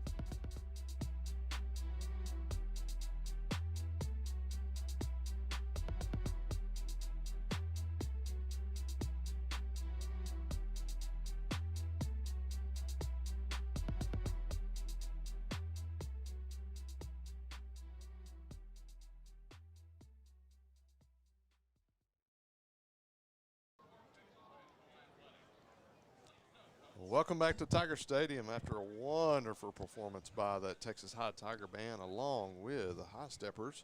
Eric Aiken along with Brian Bolt. Right here on the Texarkana Bank halftime adjustments. Do you know anybody over at Texarkana Bank, by the way? Actually, not Brian Bolt. His just Did I pinch just hitter. say Brian Bolt? That's okay. I apologize. That's all right. You've been FaceTiming him. And Billy Lavender pinch hitting for Brian Bolt. That's right. So I apologize that's to all right. Billy Lavender for insulting him like that. But I know a lot of people at Texarkana Bank. But if you need to get a mortgage, that's the place to go, and you can call who this. do they need to call? Me. 903-276-3874 right here. Bam. Billy Lavender. I'll get you a low rate and a long term. Let's go. Now, some adjustments at halftime. I thought we came out, we played well, we punched them in the mouth. They got back up. It's going to be a dogfight. This is a 7-point game. This is going to be a one-score game. This isn't something that to me was going to be a blowout by either team. I think, here's what's happened. We've gone in halftime every week, made adjustments, and really come out and played well, defensively, offensively, and I look for that to happen again. We got the momentum back that they had taken from us when they took our punch, and now we got the momentum back and we get the ball back. So, man, if you could come out here, run one down their throats and get up on them a couple of scores, make them do something that they don't want to do. Texas High has done a great job by keeping number 3, Domar Robertson, in check. He's had a couple of good catches, and obviously you can see as a returner or as a receiver in space, he can do a lot of damage. Texas High done a great job. Got to get pressure on the quarterback, as Olvera's had quite a bit of time to throw, as their offensive line's done a great job. But I look for, like you said, the adjustments from the defensive side as Coach Hawk and Coach Wilson do a great job. I mean, some of the best in the state. And they work so well together as co-defensive coordinators. No doubt. That's rare to see. That's right. A lot of times you see a coach that wants all of the kudos and everything, and they work so well together. And each of them has a different job, even though they're each one of them has a different job, and they do it well. But I look for us to, in the secondary, I think we've been getting hurt a little bit in the secondary on some plays. But, like you say, you don't have to cover somebody as long if you'll get some pressure on the quarterback, and their offensive line's done a really good job on a good defensive line of Texas High. But I think we'll sit back a little bit more in the secondary and just play them underneath and then get some good wrap-up tackles, and I think that'll work. So Texarkana ER and Hospital scoreboard is going to be here in the district. It's going to be Mount Pleasant and Nacogdoches knotted up at halftime at 14. The Bobcats of Hallsville in the third quarter have taken the lead over White House 16-14. And let's go over to the north side of Interstate where Pleasant Grove is in their homecoming. In the third quarter, they lead Pittsburgh 14-7. That's the battle of the T's over there, the wing T and the slot T mafia over there. And looks like I think Carthage might have this one in hand at halftime, 55-12 over Center. Carthage is just another machine, as Greg Surratt left Texas High several years ago and then went over and Coach Surratt, went over to Carthage. And one last score, Liberty Isle 42-0 in the third quarter over North Lamar. Here's another thing is I think Mr. Doty told us earlier that Arkansas High was getting beat a little bit by Lakeside over there for their homecoming. 21-0, he 21-0. But hopefully they'll come back and make a game of that. But here's the thing, Eric. If we can come out and set the tone, that's what the Tigers want to do. And we're going to get them coming out of the run through. And who's that guy standing down there with him? That's what I'm trying to figure out. Man, I can't see down there. Is that John Thomas Barwitz? That's the old nephew. That's my smart nephew down there. He's going to let them know when to go out. He is very smart, I can tell you that. Want to give a shout out? Oh, here they come. And welcome the Tigers back to the field as they enter for the second half here at Tiger Stadium. We're about 6 minutes away. And I always love it as the Tiger Band waits on and plays in the end zone. Look at that shot right there. That's a great shot of them running out. Got a few. Look there, Judson McClure running out. Got some kids. you know, Coach Stanford likes to gets the youngins involved and let them do some of the stuff with the. And look at there, I think that may be Clint Toon's daughter running out. She's going back in. She's like that groundhog. She didn't like what she saw. She's gonna go back in. That's when the groundhog does that, you got a Tiger win. That's right. That's right. So, and then the thing starts going down, and that's the last thing we need is her to get trapped in there. She's out. She's back out. Hey, you know, Billy, we forgot to talk about it really in the first to begin the game at the standings with Texas High and Marshall. She's crawled out on this side, Billy, so I think she's going to be okay. And Mom has come all the way through the tent running. She's like, "Oh wait, we're still running, Mom." That scared me right there. I'm sorry. Oh, that's okay. So the standings for the district are Texas High and Marshall's tied 2-0 at the top of the district, and then it's a four-way tie at 1-1 with Pine Tree, Mount Pleasant, Nacogdoches, Jacksonville, and then White House and Hallsville. So when you're looking at these games, it could, after this game tonight, man, it could flip, and one team could move all the way up to second, and you just never know. And that's why tonight's game and early on in this district race, this is super important. Very, very important. And so it's going to be interesting as we look ahead just a little bit to next week. We'll talk about the end of the game. Texas High will travel to Pine Tree to take on Pine Tree at Pine Tree, and then Marshall will be have White House next week. I believe it's at their place. So it's going to be I think it's going to be a tight race in this district, especially for that second, third, and fourth spot in the district. And Jacksonville, I saw a while ago, is down 21-0 to Pine Tree. So Pine Tree, everywhere we follow Jacksonville's opponents is what I figured out on the schedule. So they played Marshall last week. We'll play Pine Tree next week. Their play-by-play guy, Matt Montgomery, does a great job over with Jacksonville. Sure, buddy. Yeah, and he and I have gotten to know each other. So we feed each other information and help each other out. And so Marshall just a lot of their guys were rested in the second half last week as we wait on the Mavericks to stretch. Yeah, are they coming back out? What's the deal? I don't know. They look like they're in a yoga pose over there or something as they're stretching. So, but we're waiting on them, and looks like Texas High is taking a little extra time to stretch out and get ready as the offense will be on the field as the Mavericks will be kicking to the Tigers here in the second half. Maybe we don't want to start this second half till 9:30. We don't want to get home before 11. Yeah, so we want to thank Texarkana Bank for sponsoring tonight's game as well as the rest of the season. And you guys over at Texarkana Bank, I've been in that bank a couple of times. You and Frank Halter, you guys do a great job of serving our community, and I appreciate all that you do personally for Texas High here. Along with, we also want to thank our other sponsors, Texarkana Emergency Center and Hospital, Greg Orr Auto Group, State Bank, Conterra Networks, looks like Texarkana Physical Therapy, Total Medical. And Total Medical. Want to thank all of those sponsors that help us out. And we've got looks like our Commercial National Bank scoreboard is up and running tonight. And so you can keep up with the score at the top of the screen. We always have questions of that on the stream. What's the score? And the clock. And the clock, which is great that's the advantage of being at home, is because we're able to TigerVision and the guru over here, yes, sir. Charles Aldridge. Mr. A is what he goes by. He is the dude. That's right. That's right. And I don't know if y'all have mentioned TikTok, but the guy's become a TikTok genius too. Yeah, he has. Yep. So, hey, and we want to say thank you to Craig Jenkins. Craig Jenkins has joined us and has made the comment how much better the show is without Brian Bolt. Not with Billy, without Brian. Without there Brian. You go. So. I understand. Uh-oh. We got a I think a TikTok feed coming on here. So check this out, folks. Look at old Bo the dog. He kind of. Hey, Dad, what do you think about the game tomorrow? I hear Marshall's pretty good.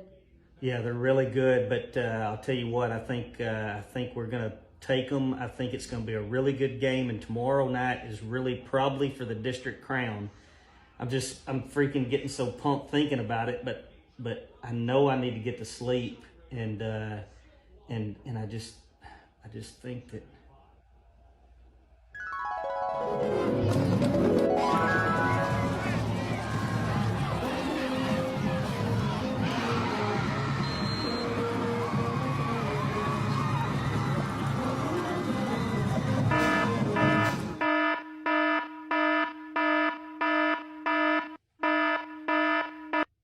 It's game day.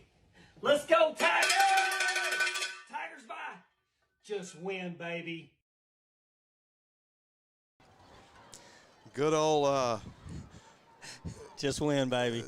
And who was the famous one of that quote? Do you know? Al Davis. Al Davis. Al Davis there with you go. the Raiders. So, with the Raiders. That's no. I had some help this week, and Emma Burns with TigerVision and Mr. A. They helped me out a bunch because I can't do all that crazy stuff. You know, they even had the ideas. So I appreciate them, and it's kind of become this deal where I've got to have one going every Friday. Everybody's like looking for it for game day. So no, it's a fun thing, and I enjoy it. Well, you're TikTok famous. We've also got somebody else, former Doak Walker Award winner, LaMichael James, joining us tonight and has tuned in. So, former Oregon Duck and NFL veteran. So we appreciate him for joining us tonight as we're ready to kick off here for the second half. As once again, Buchanan's going to boot it through the end zone as he does all the time, and that's going to be his second touchback of the night. It's going to be 1st and 10 at the 25-yard line for the Tigers. Let me give a special shout out. Butch and Martha Dunbar are watching us live from San Diego with our newest Marine, Zach Dunbar, and they're watching us. And Zach was a former player of Texas High, played all the way through with my son from 8th grade on, and a great kid. And we appreciate his service for sure. Yes, absolutely. Semper Fi. So McHenry back in. We're going to find out what the adjustments are. Going to hand it to Braylon Stewart. Stewart's going to bounce it outside, and he's going to be just shy of the first down. Going to have a gain of 9. Going to bring up 2nd down and 1 at the 29-yard line. That was Buck Buchanan with a good hit along with Terrell Davis, and made a really good stick on Braylon after a gain of 4 yards. Gain of 4. My mistake, folks. Misread it. So. Craig Jenkins is wondering why you sleep in tennis shoes. That's what he's trying to figure out. Man, you know, I don't want to wake up on game day and not be able to get up and, ring my cowbell and everything. So you sleep ready, right? So, going to have a false start. Marshall's come out and both plays have shifted their line, trying to force our offensive line to do that, and looks like they got them to move right then. So Marshall's number 6 for Marshall defense is Jacovian McCoy. Jacovian McCoy. They list him as a linebacker, but he plays more of a defensive end. It's more of a hybrid position. A lot what Clayton Smith is a lot what we do with Derek Brown this year. They shift him back and forth. Yeah, there you go. There you go. So, hey. We get that right back. It just took 7 of them to pick him up. Yeah, and I think that's Richard Jackson, the center, and he's like, hey, do it again and we'll get another 5 yards. Yeah. But it kind of sucks that he can't fight back right there. He's got to hold his ground. So I was talking to Mason Laverty, who was over the down marker on the other side, and I said, man, all I've seen is you tucking and running. He said, nope, I pointed out, and if I need to stab somebody, I can hit them. So he's getting a workout over there, and so it's going to bring up 2nd down back to our original 2nd down and 6 after the run. And Henry bobbles a snap, get it out to Trent Kelly. And, picks up 3 or 4. Jaden Kelly. Jaden Kelly. I think you were saying Trent earlier, but Jaden Kelly. Yep. So we're going to bring up 3rd down and short for the Tigers, make it 3rd and 2 as good crowd for the Tigers tonight. I like to see that here. Spread out all along. It's a 3,500 seat stands right there, and they're spread out all the way down to the end. So McHenry. 3rd and 2, big play right here coming out of halftime. So keep the momentum going, keep the ball out of Marshall's offense as Tigers lead 17-10 here in the 3rd quarter, as Stewart's going to be bottlenecked at the line of scrimmage, and he's going to have a loss, and that's going to bring up 4th down for the Tigers, and going to send on the punting unit for the Tigers, as it's going to be Austin Miller coming in to punt. And they're going to put back deep is going to be Robertson for the Marshall Mavericks. Offensive line just got pushed around on that play a little bit. I think there were more hats than they could block right there. And, one of those deals that Braylon was a little bit patient. You may have wanted him to really, stick his nose in there. Good snap by Cody to Austin. Good low kick. Great low kick, going to call a fair catch, and he's going to be 1st and 10 for the Mavericks at the 30-yard line. DeMar Robertson.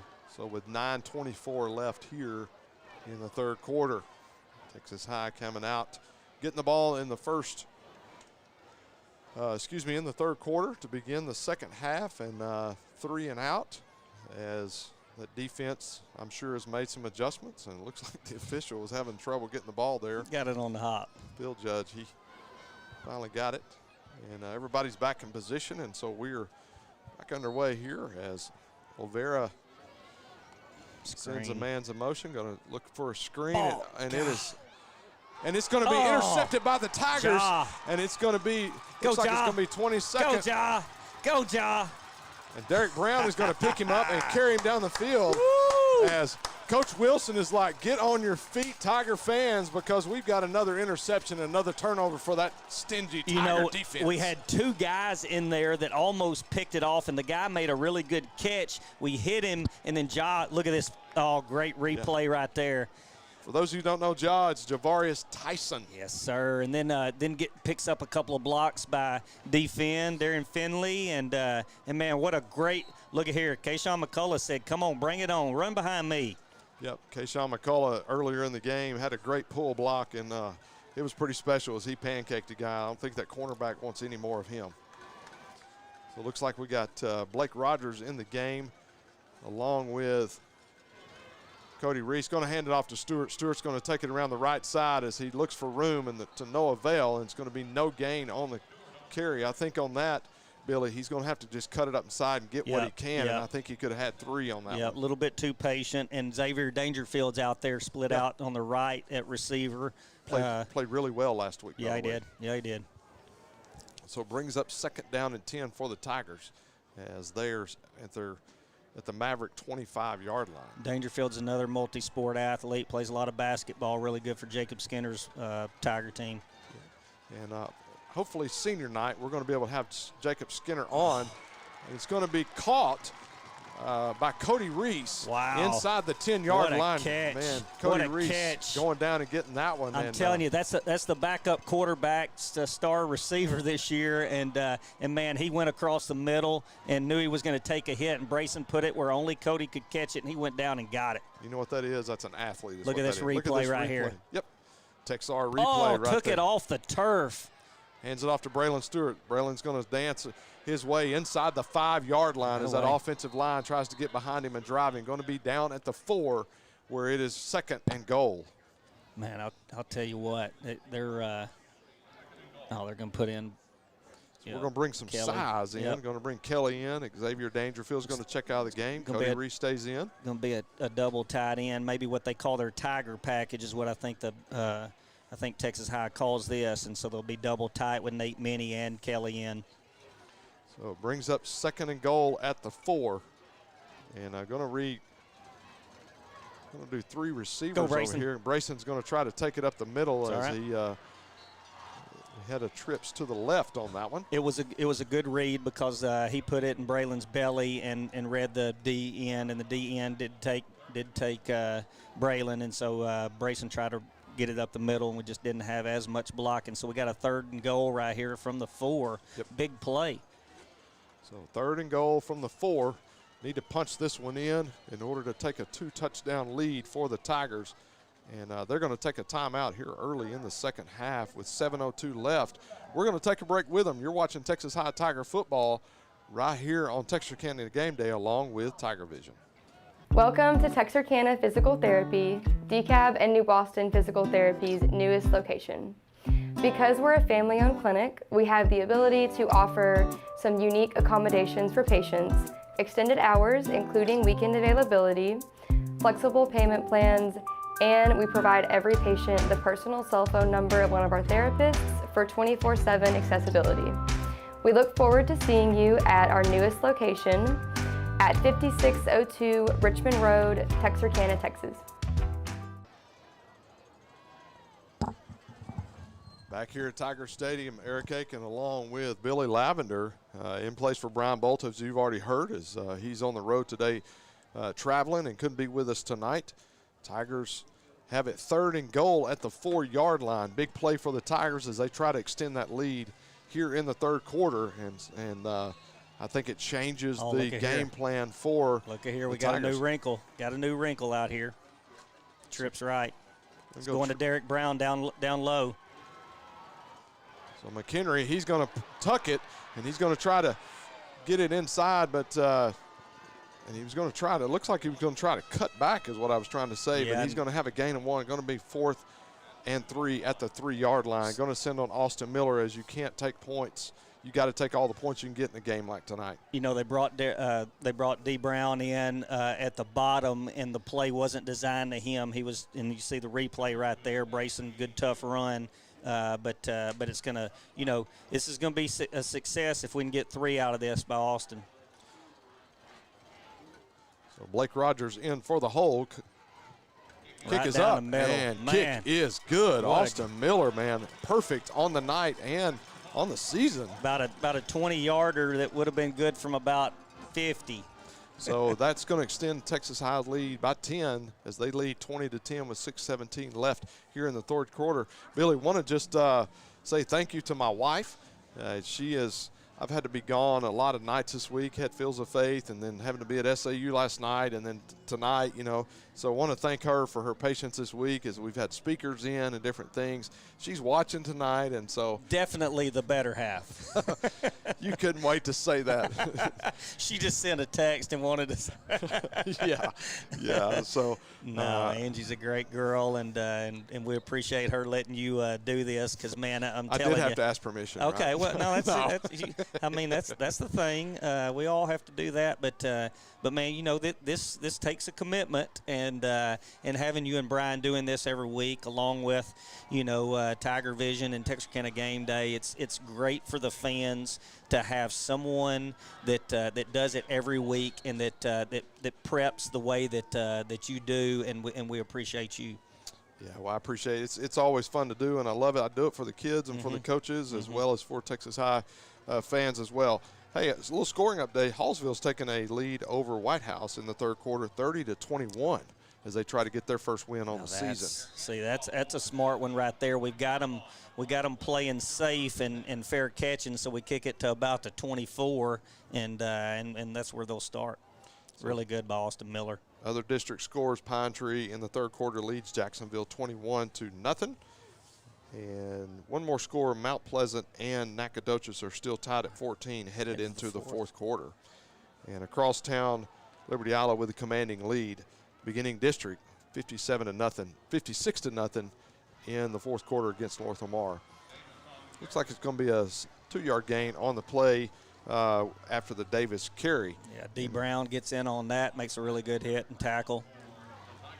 He's getting double teamed a couple of times tonight, and they're trying to take him out of the game. But no, that defense is kind of stepping up right here, and that's what we need them to do. So Pleasant Grove leads Pittsburgh in the 3rd quarter, 21-7. As going to send a man in motion, going to be Ja'Cory Smith. Going to be a flag on the play. Looks like we're going to have a false start, is what it looks like. My man Dustin Holly used to be the coach here. You know, had some really good soccer teams. He's watching and listening to us. They're waving the flag off, but he's watching from Wichita Falls. He says his Tigers here, and then his Rider Raiders both in the 5A top 10. Wow. They move. Now we got a false start because I just saw 77 lean over and almost fall on his face trying to stop himself. Beep. Beep. Folks, that is not Billy Lavender. That is Marshall backing up as they are sent back 5 yards. And if you're a Marshall fan, we're not being disrespectful. We just like to have fun. It's high school sports. And so just say, if you get offended, loosen up a little bit. You're going to be all right. That's right. No offense. That's right. Going to send Ja'Cory Smith in motion. as they're going to get the screen pass, and Derek Brown comes in from behind with the tackle as it was Davis on the reception. I'll tell you, Derek Brown, man, you just add a little oil to him, and he just keeps going. He doesn't give up on a play or anything like that. They got him moved over to this side of the ball now. But, boy, Marshall traveled well tonight. They know they've got a good team. They knew that this was probably one of those games that could decide the district crown, and they traveled well. Well, I'm going to tell you something. You know, you talk about a lot of people talk about defensive back or DBU. We're becoming DEU. That's defensive end university, because I'm telling you, we've got a lot.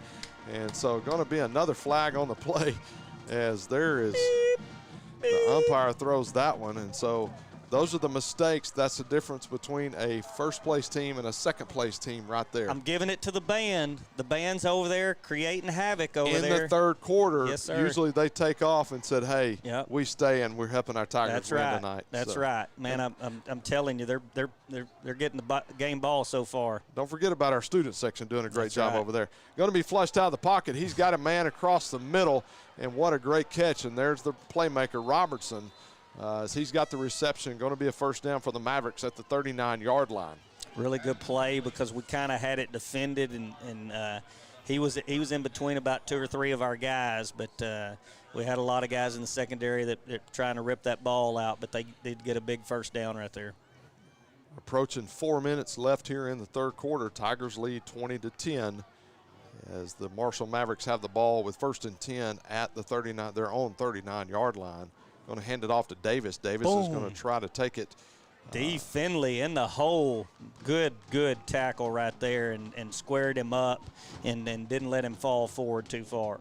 Try to cut it between that guard and tackle, which is where you most of the time you're going to run the ball in between your tackles somewhere.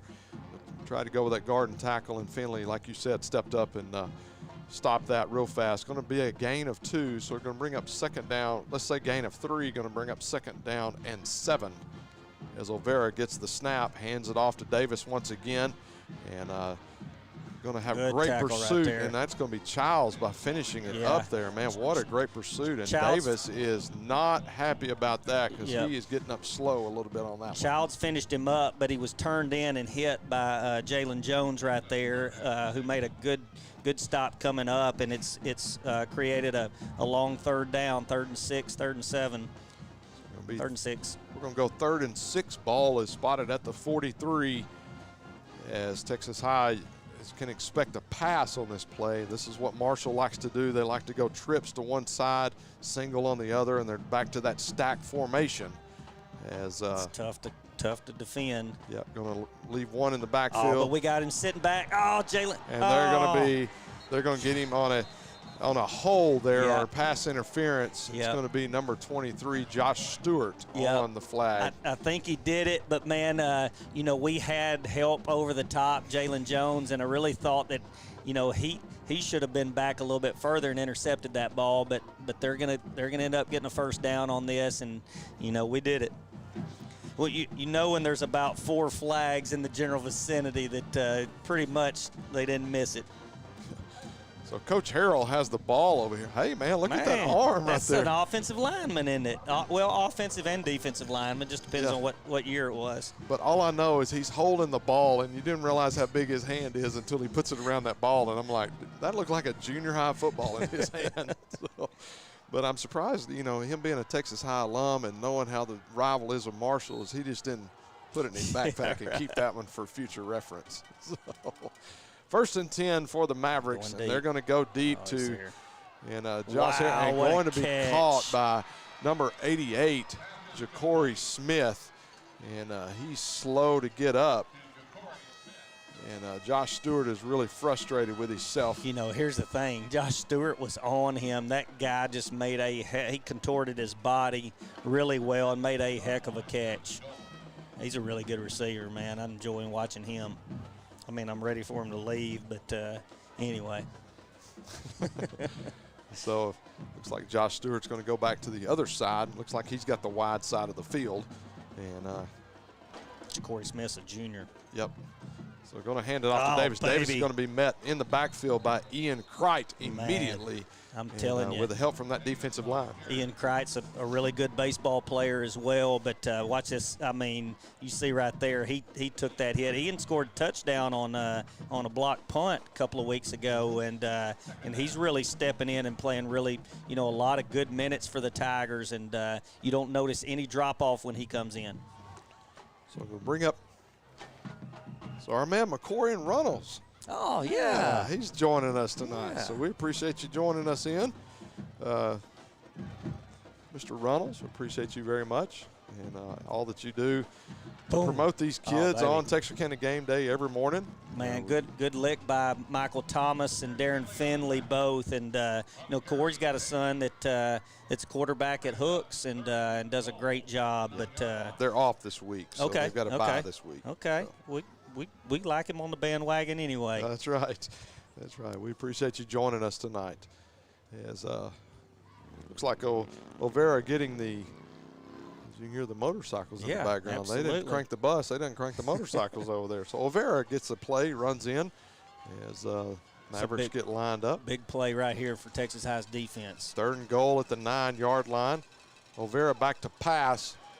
Boom. It's going to be hit, and D. Brown is going to bring him down as he tries to step up, but it is to no avail, and that's going to be a sack for D. Brown. 2-yard loss. That's going to bring up 4th and 11, and they're down 10, and they're going to run in their kicker.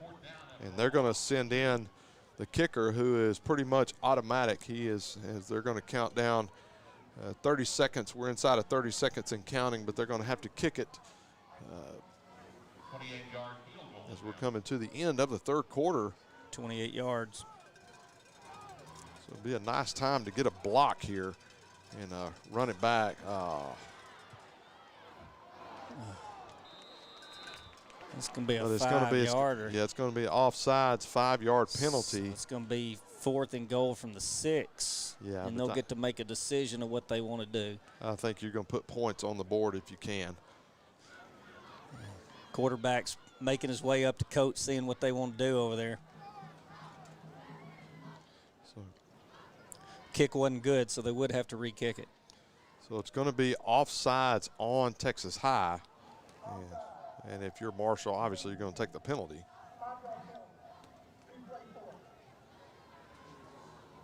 If that happens, and if you have a really smart holder and you have some call, hey, you can turn it out and spin it. I mean, they're fortunate that didn't happen to them. Well, but a lot of times what you want right there is to go ahead and kick and make the kick, and then you decline the penalty and take the points. Yeah.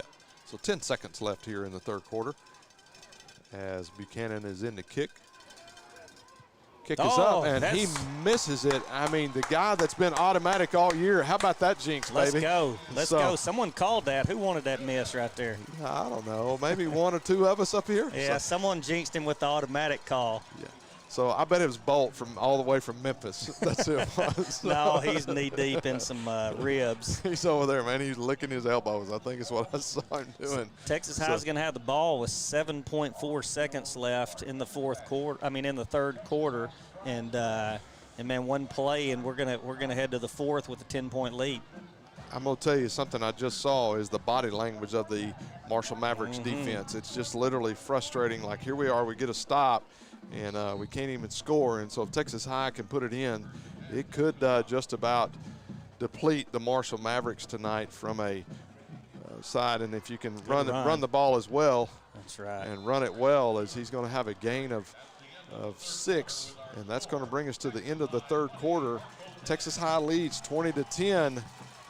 You're watching Tiger football right here on Texarkana Game Day along with TigerVision.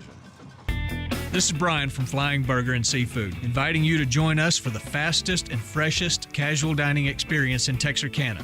Whether you're hungry for a freshly ground hamburger, the tastiest fried catfish, or some of our amazing grilled seafood or chicken, we have what you want, just the way you like it, and always with a smile. Fast, casual dining, just the way you like it. Flying Burger and Seafood, Summerhill Road. Oh yeah, don't forget to top it off with the biggest, baddest cinnamon roll you've ever had. See you soon. AmCare Clinic is seeking to change the way that multi-specialty medicine is delivered. We believe that a meaningful one-on-one relationship with our patients is at the core of every successful outcome. Our staff is ready to welcome you to our family expert providers. Our mission is to keep you healthy and live an enjoyable life.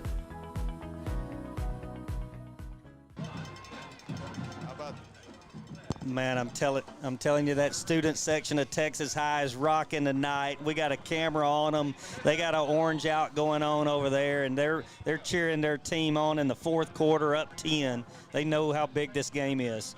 So as we begin the fourth quarter, 2nd and 4 for the Tigers. McHenry rolls out. He's got Blake Rogers down the field, and Blake, it's well defended. Going to be knocked away by number 17. James Perkins, he's a senior from Marshall, and he played that really well. And we had a 2-person route, and Brayson just gave Blake a chance. But listen, the Tiger golf team is in the Jay Brewer Memorial Tiger Golf Classic here. They won it last year, and the field is so deep. You got Highland Park. You got all these teams. You got Byron Nelson High School, Trinity Christian. You got some local teams. You got Pleasant Grove. But they're in the lead by 2. And, hey, my man Thomas Curry is 67-68.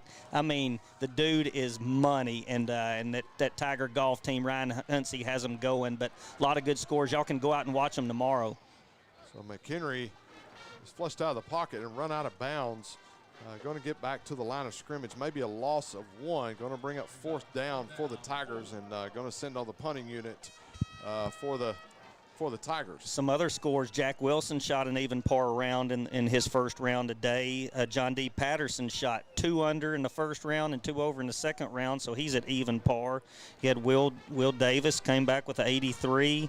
Jackson Patterson had a 77. I mean, Tiger golf team is hot right now. And Ryan Huntsey's doing a great job over there as the coach of that golf team.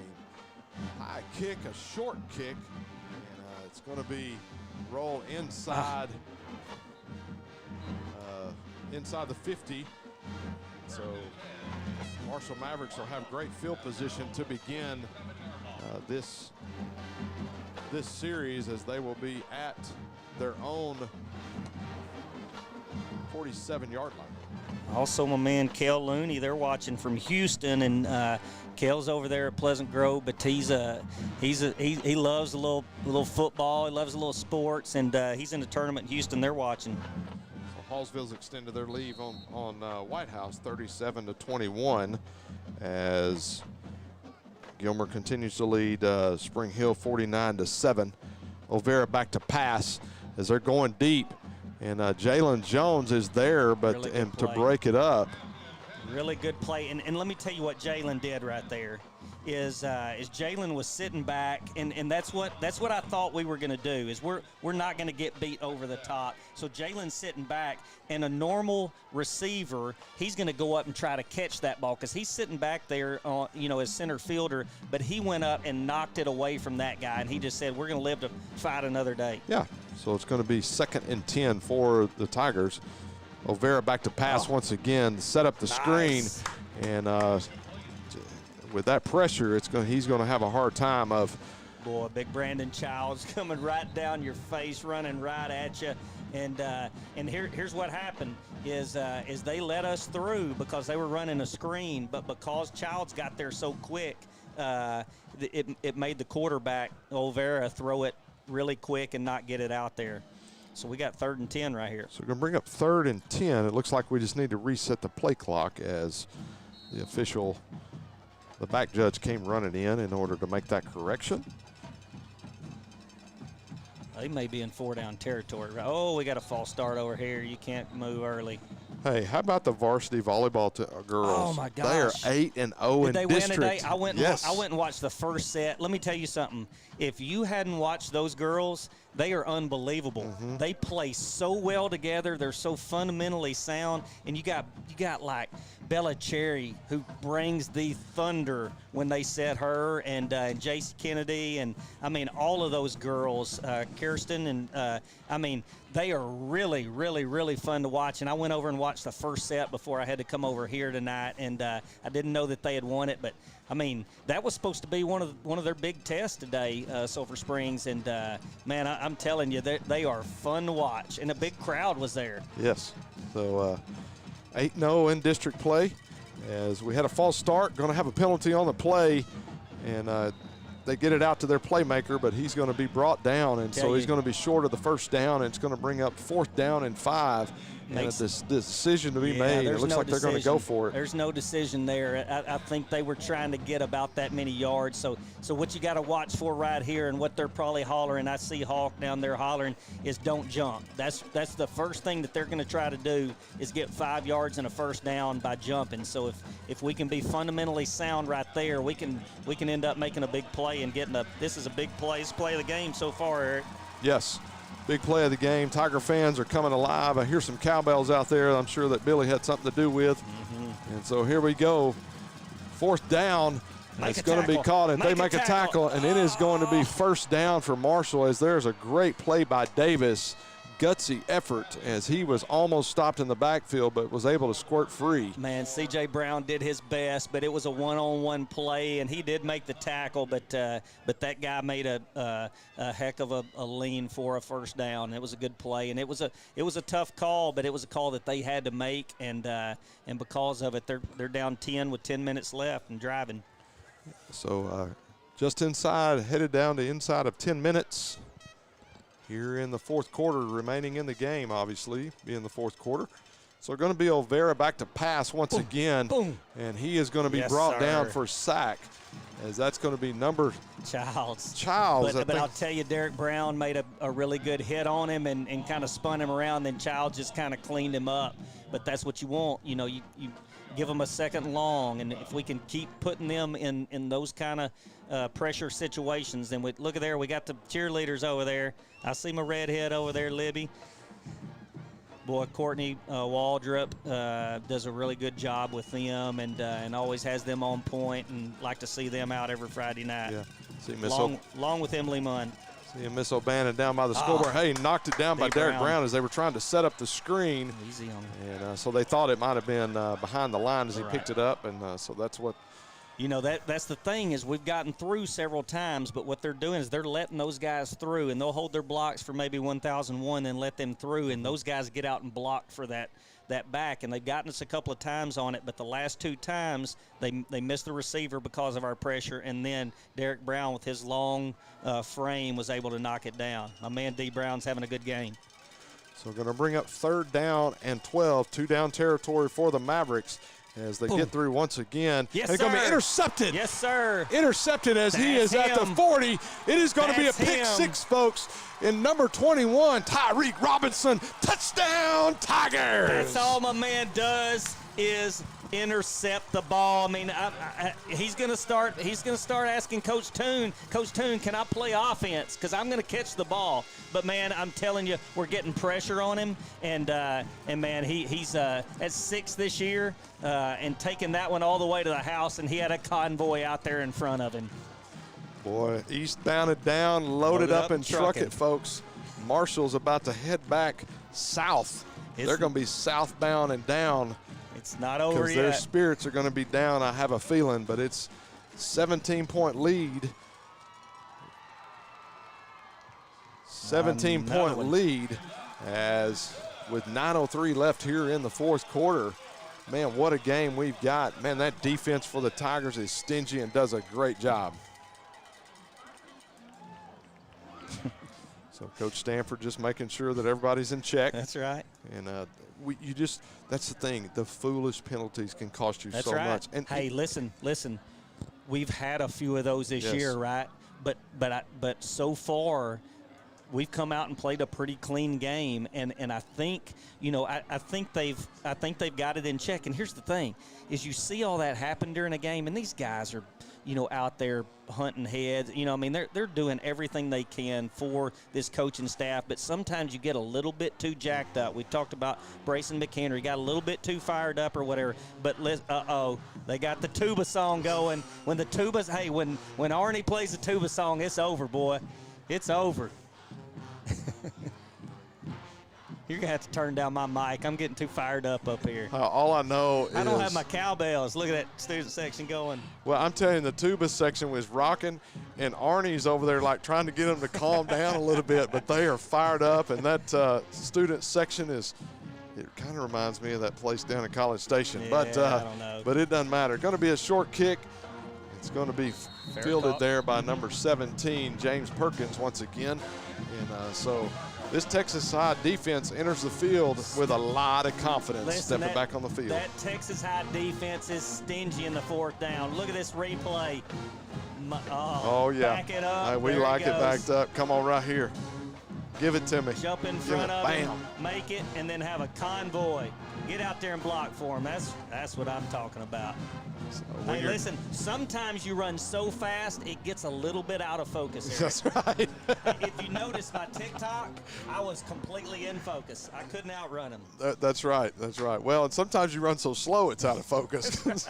So, but your issue is you look like Tecmo Bowl. Well, that's what it looked like. Hey, I was running so fast that it looked like I was hovering.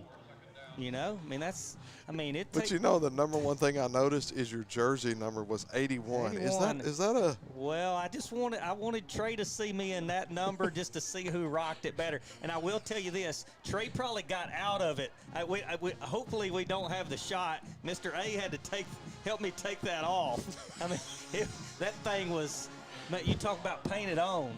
That thing. It took 10 minutes to get off, is what Mr. A is telling us. If Billy would have sneezed, he'd have exploded, I bet. Man, that thing, my gut got to bulging in that thing, and it was over, buddy. So 8 minutes left. Going to be 1st and 10 after Robertson with a catch. It's going to be a little swing pass out to Davis. Yeah. Davis is going to be brought down by Derek Brown as he drives him out of bounds and very smartly stops. Look there. Gives him a pat on the helmet, said, catch another one, I'll stop you again. Here's the thing, is you get to, you say a stingy defense, and we hadn't let them score in the second half, but you got a 17-point lead with 7 minutes. You're just going to play kind of a prevent. You just don't want to give up a big play, and they may march down the field, but we're going to get a little oh, my gosh. Woo, Ja. They're looking for a flag on that play, but they are lost their minds. And now this back judge is going to throw a flag. The thing is that ball's being tipped, so he's live, and he's got every right to hit that guy. I don't know whether it was high or not, but it's a little bit of a defenseless receiver, and I think that may be why they're calling the flag. But he's going out there. Ja's playing as hard as he can, just like everybody is, yeah. and I'm glad to see their guy, number 4. Jaquayon Davis get up and make his way off, but that's a hard hit, and some things like that happen. But we're glad he's getting up and walking off, and now see what the flag is. So we're going to see what the flag is on the play. What they're going to call. About 10 seconds later than the deal. So dead ball. Unsportsmanlike. On Ja Tyson, on number 27. They're going to say he stood over him and taunted, so that's what they're going to get in. And he's saying, "Hey, right. I did it." My bad. But here's what you don't want. That's a post play foul. So another one of those by Ja, and I'm sure the coaches are telling him that right now. Another one of those this game, and he's going to have to sit out a game. So need to play clean from here on out. So they're going to have fresh legs in the game at running back, which is a whole different. And you got a receiver there, Robertson, but he never turns around. Well, I'll tell you what, my man back there covering again, Tyreek Robinson, was almost in position. Davis is going to come back on the field after the hard hit, so great to see him up and running. It was a hard hit, but obviously with no flags, it was a clean hit. It's just after the play, maybe Ja did a little bit too much taunting. They're just really trying to take control, and I think they're a little too aggressive with the unsportsmanlike this year. That's my opinion, but I understand you got to keep control of the game as well. Olvera's going to back to pass. It's going to be a wobbly pass, and Jalen Jones is going to catch it. And Hey, Clint Toon, I think I just found you another receiver as Jalen sir. Jones with the interception, and Coach Hawk is going to try to side bump him. Yeah. Did you see the vertical on Hawk on the celebration? My man. I did, man. I'll tell you what, he's sitting back, and like I said, if they're going to try to go deep, we're going to play them a little bit back and not give them that. So that was a really good play by Jalen Jones. And here's the thing, toe tap, getting his feet in. I mean, he's looking for the highlight too. But really good job by that defense, and kudos to all those defensive coaches, Coach Kimball, Coach AJ. I mean, all of them doing a great job for Texas High. So we're hoping to have a replay on that, but we'll There see it if we. is. Harold, There we it got a is. replay, man. Got a little toe tap there, That's but it's all right. okay. Yeah. It's okay. We got a new replay person up here and doing a great job, and so we'll get to some of our guys. And going to be Braylon Stewart on the carry, and I'm telling you, fourth quarter, it's when it really gets dangerous with him. Roll that clock, baby. Roll that clock. Run it out. All right. Braylon looks a little bit hobbled in the knee. He's going to come out, and Trenton Kelly's going to come in. This is a time Trenton Kelly will I mean, they'll give him the ball, and that sucker will go as hard as he can. Love watching him run. So we're going to bring up 2nd down and 3 for the Tigers.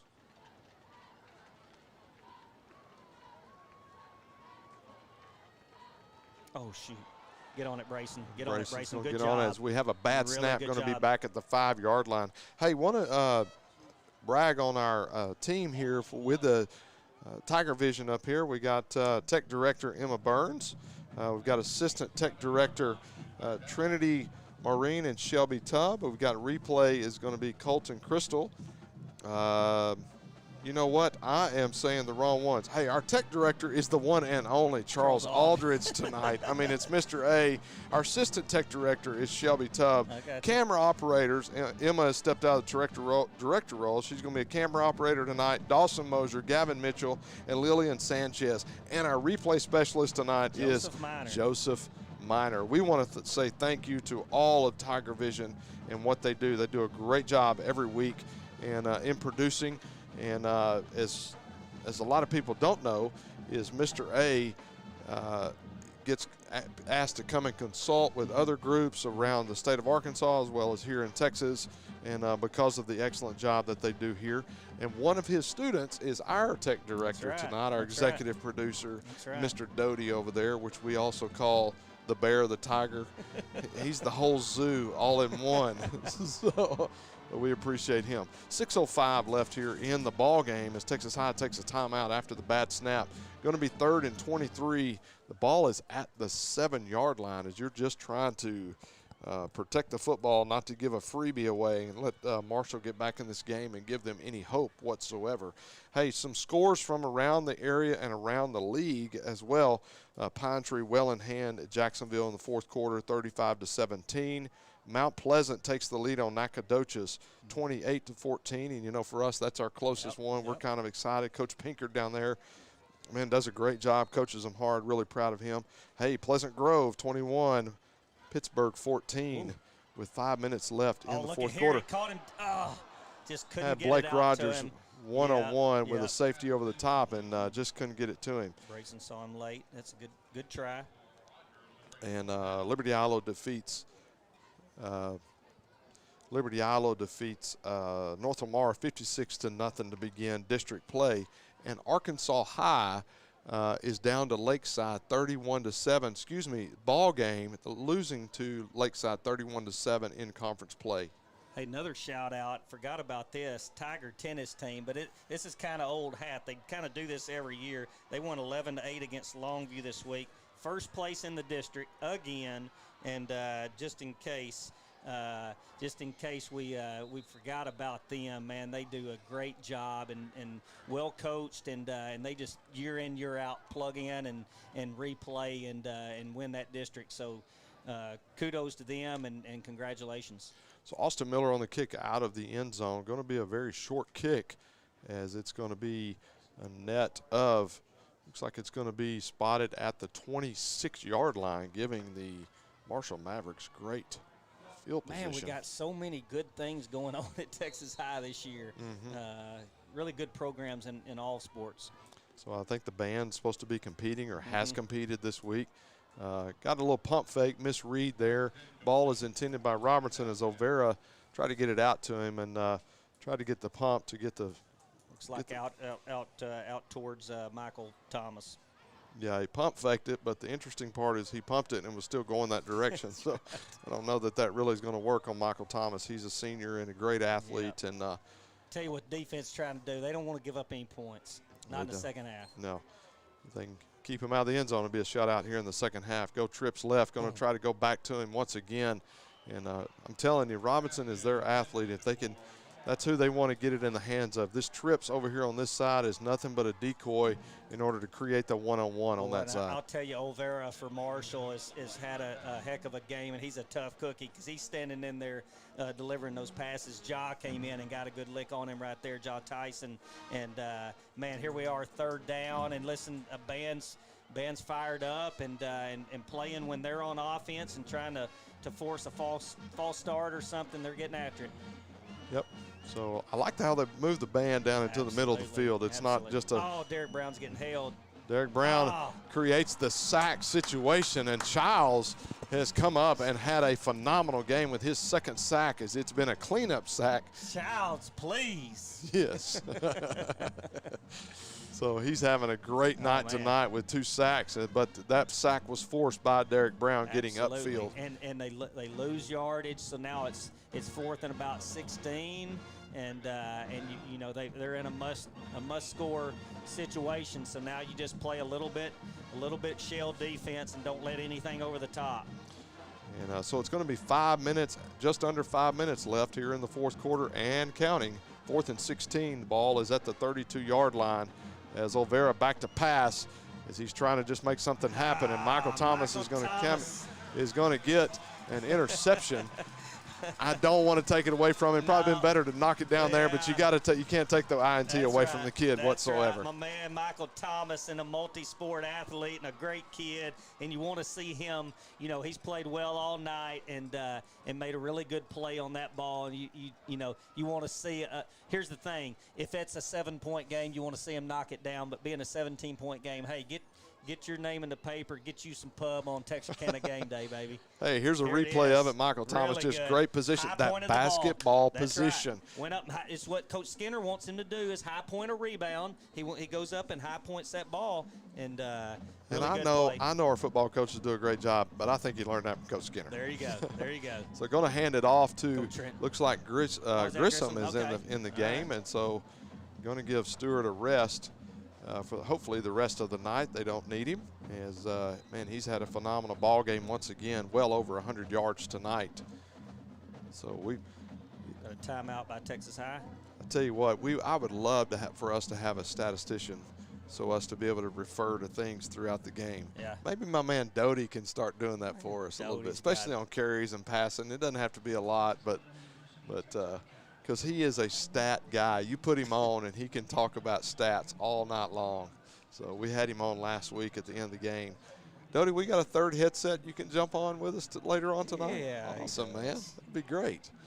So Morgan has nicknamed him the Bear over there at the at Texarkana Game Day. So, but hey, a few more scores while we got a timeout on the field. Marshall's called the timeout. The Lobos are trailing Highland Park 21-16. Looks like that's going to be ball game. 13 seconds left in the game.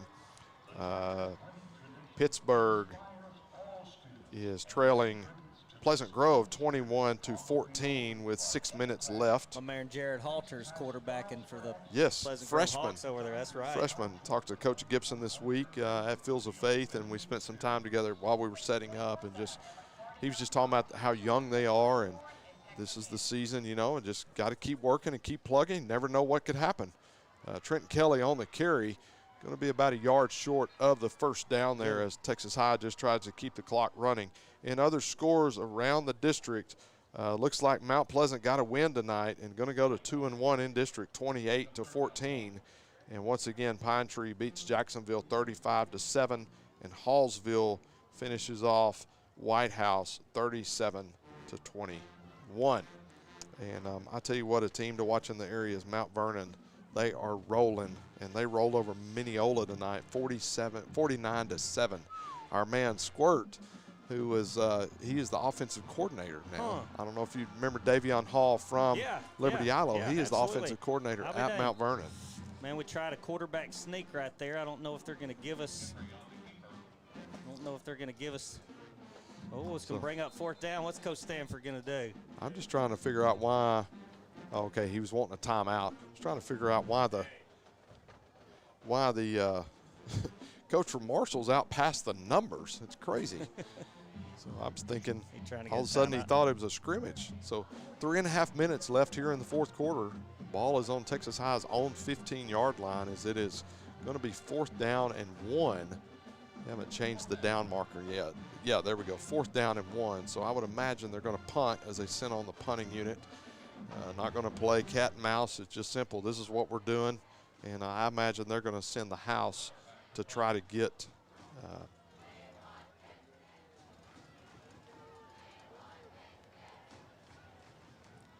sounds like the student section's yelling for somebody. We want somebody. And I don't know who they're talking about, but we're just kind of waiting and seeing.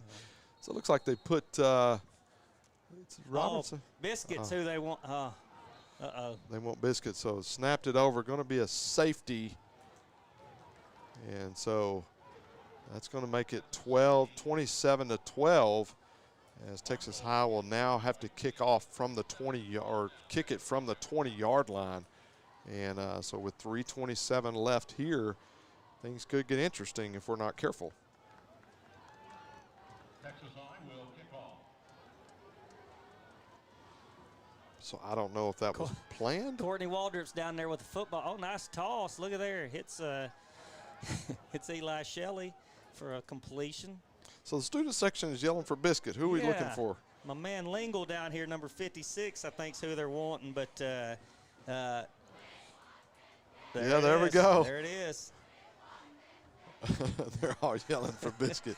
Hey, man, he needs to just step up and kind of give him some deuces there, man. He's an underclassman offensive line, and he's been getting in some games, and he's a good kid, good family. I know his parents, and, Matthew, he's a good kid. But anyway, they're not – those coaches aren't going to listen to anything right now, not with it's a tight game now. I say tight. It's within 2 scores. Yeah, it's within 2 scores, and if we're not careful here, we've got to have great coverage on the kick.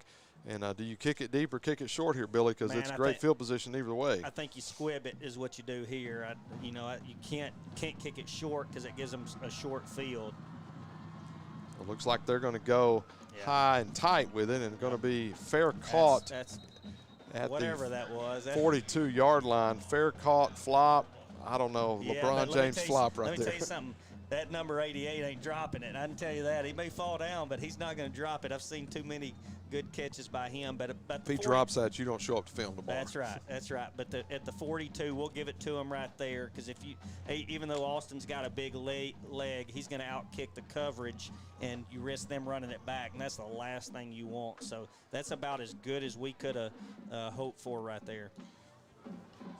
So Texas High leading 27-12, 3:26 left here in the fourth quarter after the snap over the kicker's head and created the safety for the Mavericks. So they get the ball at the 42-yard line. Oh, no. Olvera back to pass and going to be brought down just before he releases it by Derek Brown. And Olvera is shaken up on the play. Monster. Looks like he may have. I think he got him almost by the neck. I think looks like he's holding his neck as the entire 8 athletic training staff from Marshall comes out. And the awesome part with these high schools now is going to be, it's got him right across the throat. Yep. The awesome part with these high schools now is they have these athletic training classes. Absolutely. And so these kids are learning what to do. And so when they go to college, they can get involved in that. And because – man, that's study programs. There's a lot of things that can translate to. Yeah, absolutely. And a great field to be involved in. I mean, I'm telling you, it's a growing field. People don't realize that is a piece that they're really wanting. And so great to see Olvera get up as he's played a great game tonight. But if they don't call a timeout, they're going to have to bring in a backup quarterback, and they have had a couple of quarterbacks this year who've played, right? Is this going to be the young quarterback? I believe so, and we don't have a number. So we apologize for the number. I think it's going to be a sophomore. 12, 18, Andrew Phillips, no. It's 15. We don't have a, it's going to be Collier Sloan, and he is a sophomore. So welcome to the jungle, buddy. That's right. Second 20. Cue the music. So we're down to 3 minutes left here in the ball game as sophomore quarter come back in. They're going to get to him immediately as they send the house, and it's going to be Braxton White and the rest of the defensive line that meets back there. Boy, I'll tell as you they what, saw the fresh pup come in.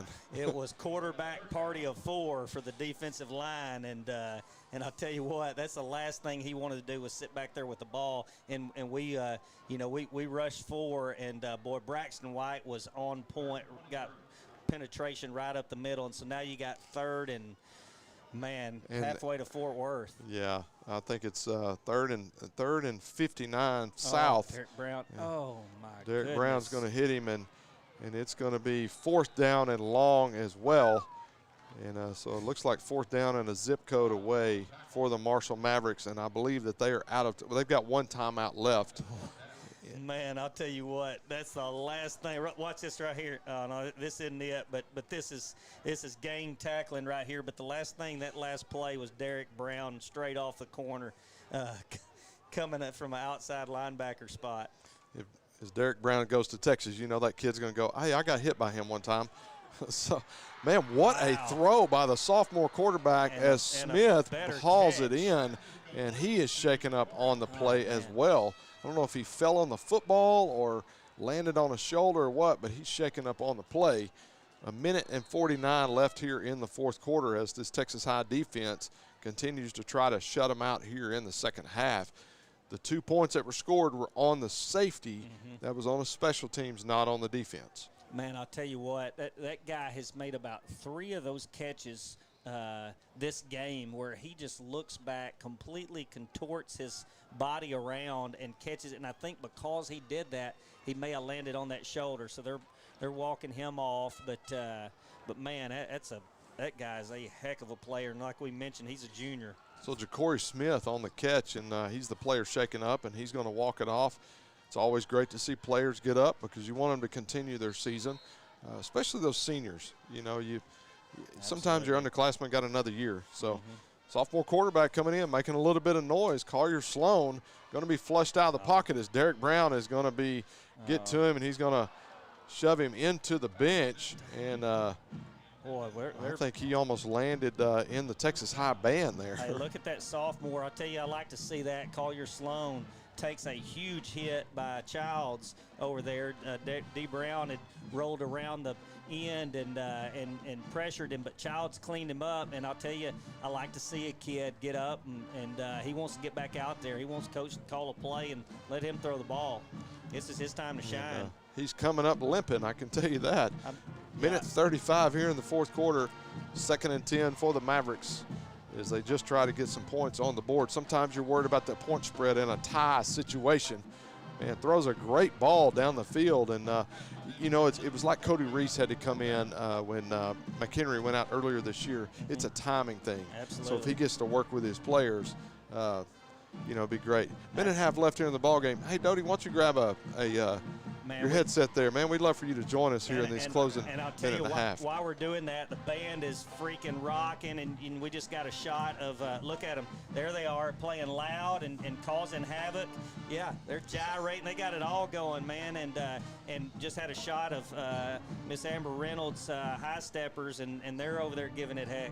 I mean, they're so glad to go to THS. That's right. That's that song, isn't it, Doty? Yes, sir. So Melvin James, we appreciate your compliments on Facebook of the play calling tonight. We really appreciate it very, very much. Because Brian wasn't here. Yeah, I think we hit somebody across the middle, so they're going to get maybe a first down on this penalty. But minute 24 left, and that T-High defense wants another shutout in the second half. Yeah. So I think Coach Hawk and Coach Stanford are talking about something over there. There's something to do with something that happened with a player. Yeah. Oh, they're moving the linebacker out. Yeah. D. Brown once again gets pressure. There, Tyreek Robinson. Get down, get down, get down. Atta boy.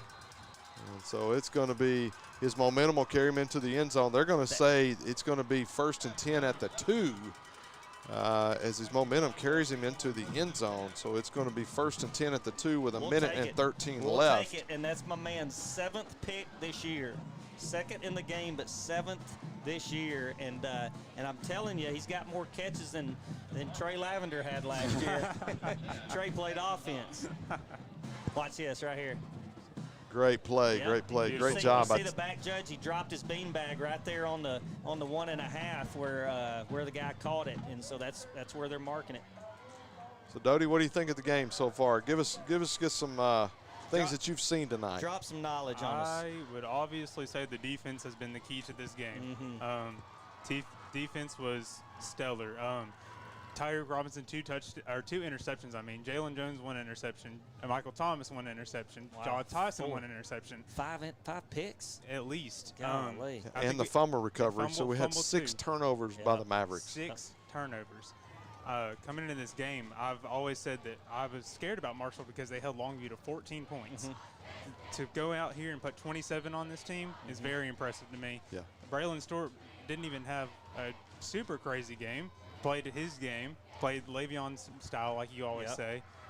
But overall, this team just played stellar, especially the defense. Marshall's going to use their final timeout of the game with 1:04 left here in the ball game. Another thing, we had a big crowd tonight. They realized how big the ball game was. Marshall traveled well. You know, I would think probably well over 5,000 people were here to see it. And, you know, man, my game ball is going to the band. I mean, that band played loud every time the Marshall was on offense, and because of it, fires up the whole stands, and that's who I'm giving. I mean, defense obviously, but my game ball is going to the band tonight. Who you got? I think I would give it to Clint Toon's wife for saving his daughter out of the blow-up tunnel. Yeah, I mean that was a big. Hey, that was crazy speed. Offensive lineman in it. So going to be Brown. Looks like Tamarcus Brown is at 76. I thought it was Lawton Nichols. I may be wrong. 75. If I'm wrong, you tell me. I think it's 75. Yeah, 75. Lawton Nichols, who just got the start tonight, 6 foot 250 junior, and he got his first start ever tonight, and as a varsity football player. And it's sad to see him come out. Hopefully they can, whether it's a knee or an ankle, they can take care of that. Looks like we're going to be done for the night because it looks like the greatest formation in football when you're the winning team is the victory formation. So and my man Blake Rogers is back there just in case someone's going to try to get 7 yards deep in the end zone after we don't want to make it seem like they got 2 touchdowns. That's right. That's right. Well, and I'll tell you, my game ball or my player of the game is going to be Tyreek Robertson. Man, he has had a phenomenal year this year. That's a delay of game is what that is. Yeah. That's a defense? Yes. Yeah. So just picked up the ball and ran with it like they did something wrong. Like, come on, man. I know you're desperate, but don't delay the game. Got a penalty on the play. Let's see what we get if it's –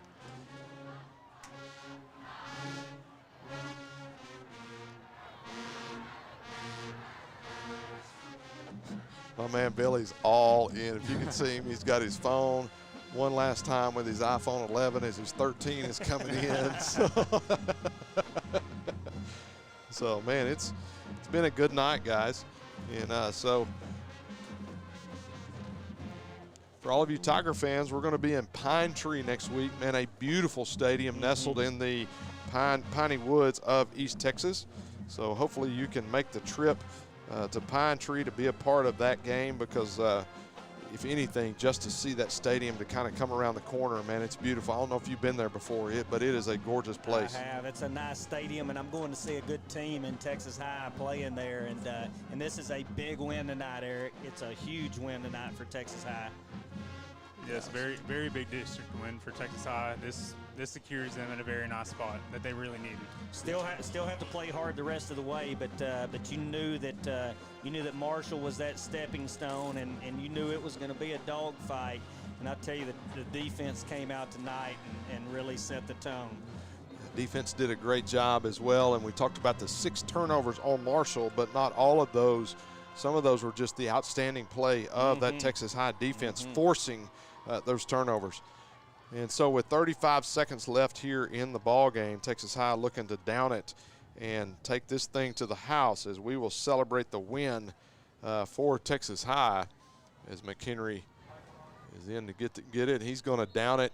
And folks, that's going to do it for us tonight, where Texas High takes a 1-game lead in the district with a command of the first place in district play. And with I think there's 3 or 4 teams tied at 2-1 in the district. And so going into Pine Tree next week, folks, I mean, that's another big game, because if you don't win that one, you could be back in that tie with all the one-loss wins. Listen, every one of them are big right now, and the thing is you want that 1 seed. There's my man Paul down there hammering that train horn, and after a big victory, it's well earned. But man, the 1 seed gets the home playoff game, and that's huge in Texas. Yep, absolutely. So, folks, it's been a good one. Doty, you got anything for us? We just won, baby. Yes, sir. Yes, sir. It's like the TikTok said. I got some parting words. Go Tigers. Go Tigers. Folks, that's going to do it for us tonight, where your Texas High Tigers take the win against Marshall Mavericks and take the sole possession of first place in district play, 27-12. We look forward to seeing you next week right here on Texarkana Game Day, or live at Pine Tree Stadium next week, next Friday night. Game time at 7:30. Hopefully you can join us next week, either live or on Facebook and YouTube. You've been watching Texarkana Game Day, brought to you by, you've been watching Tiger football on Texarkana Game Day in relation, or in, you know what I mean. Correlation with TigerVision. I can't get it out. Word for me. Thanks, folks, for joining us. We'll see you next week.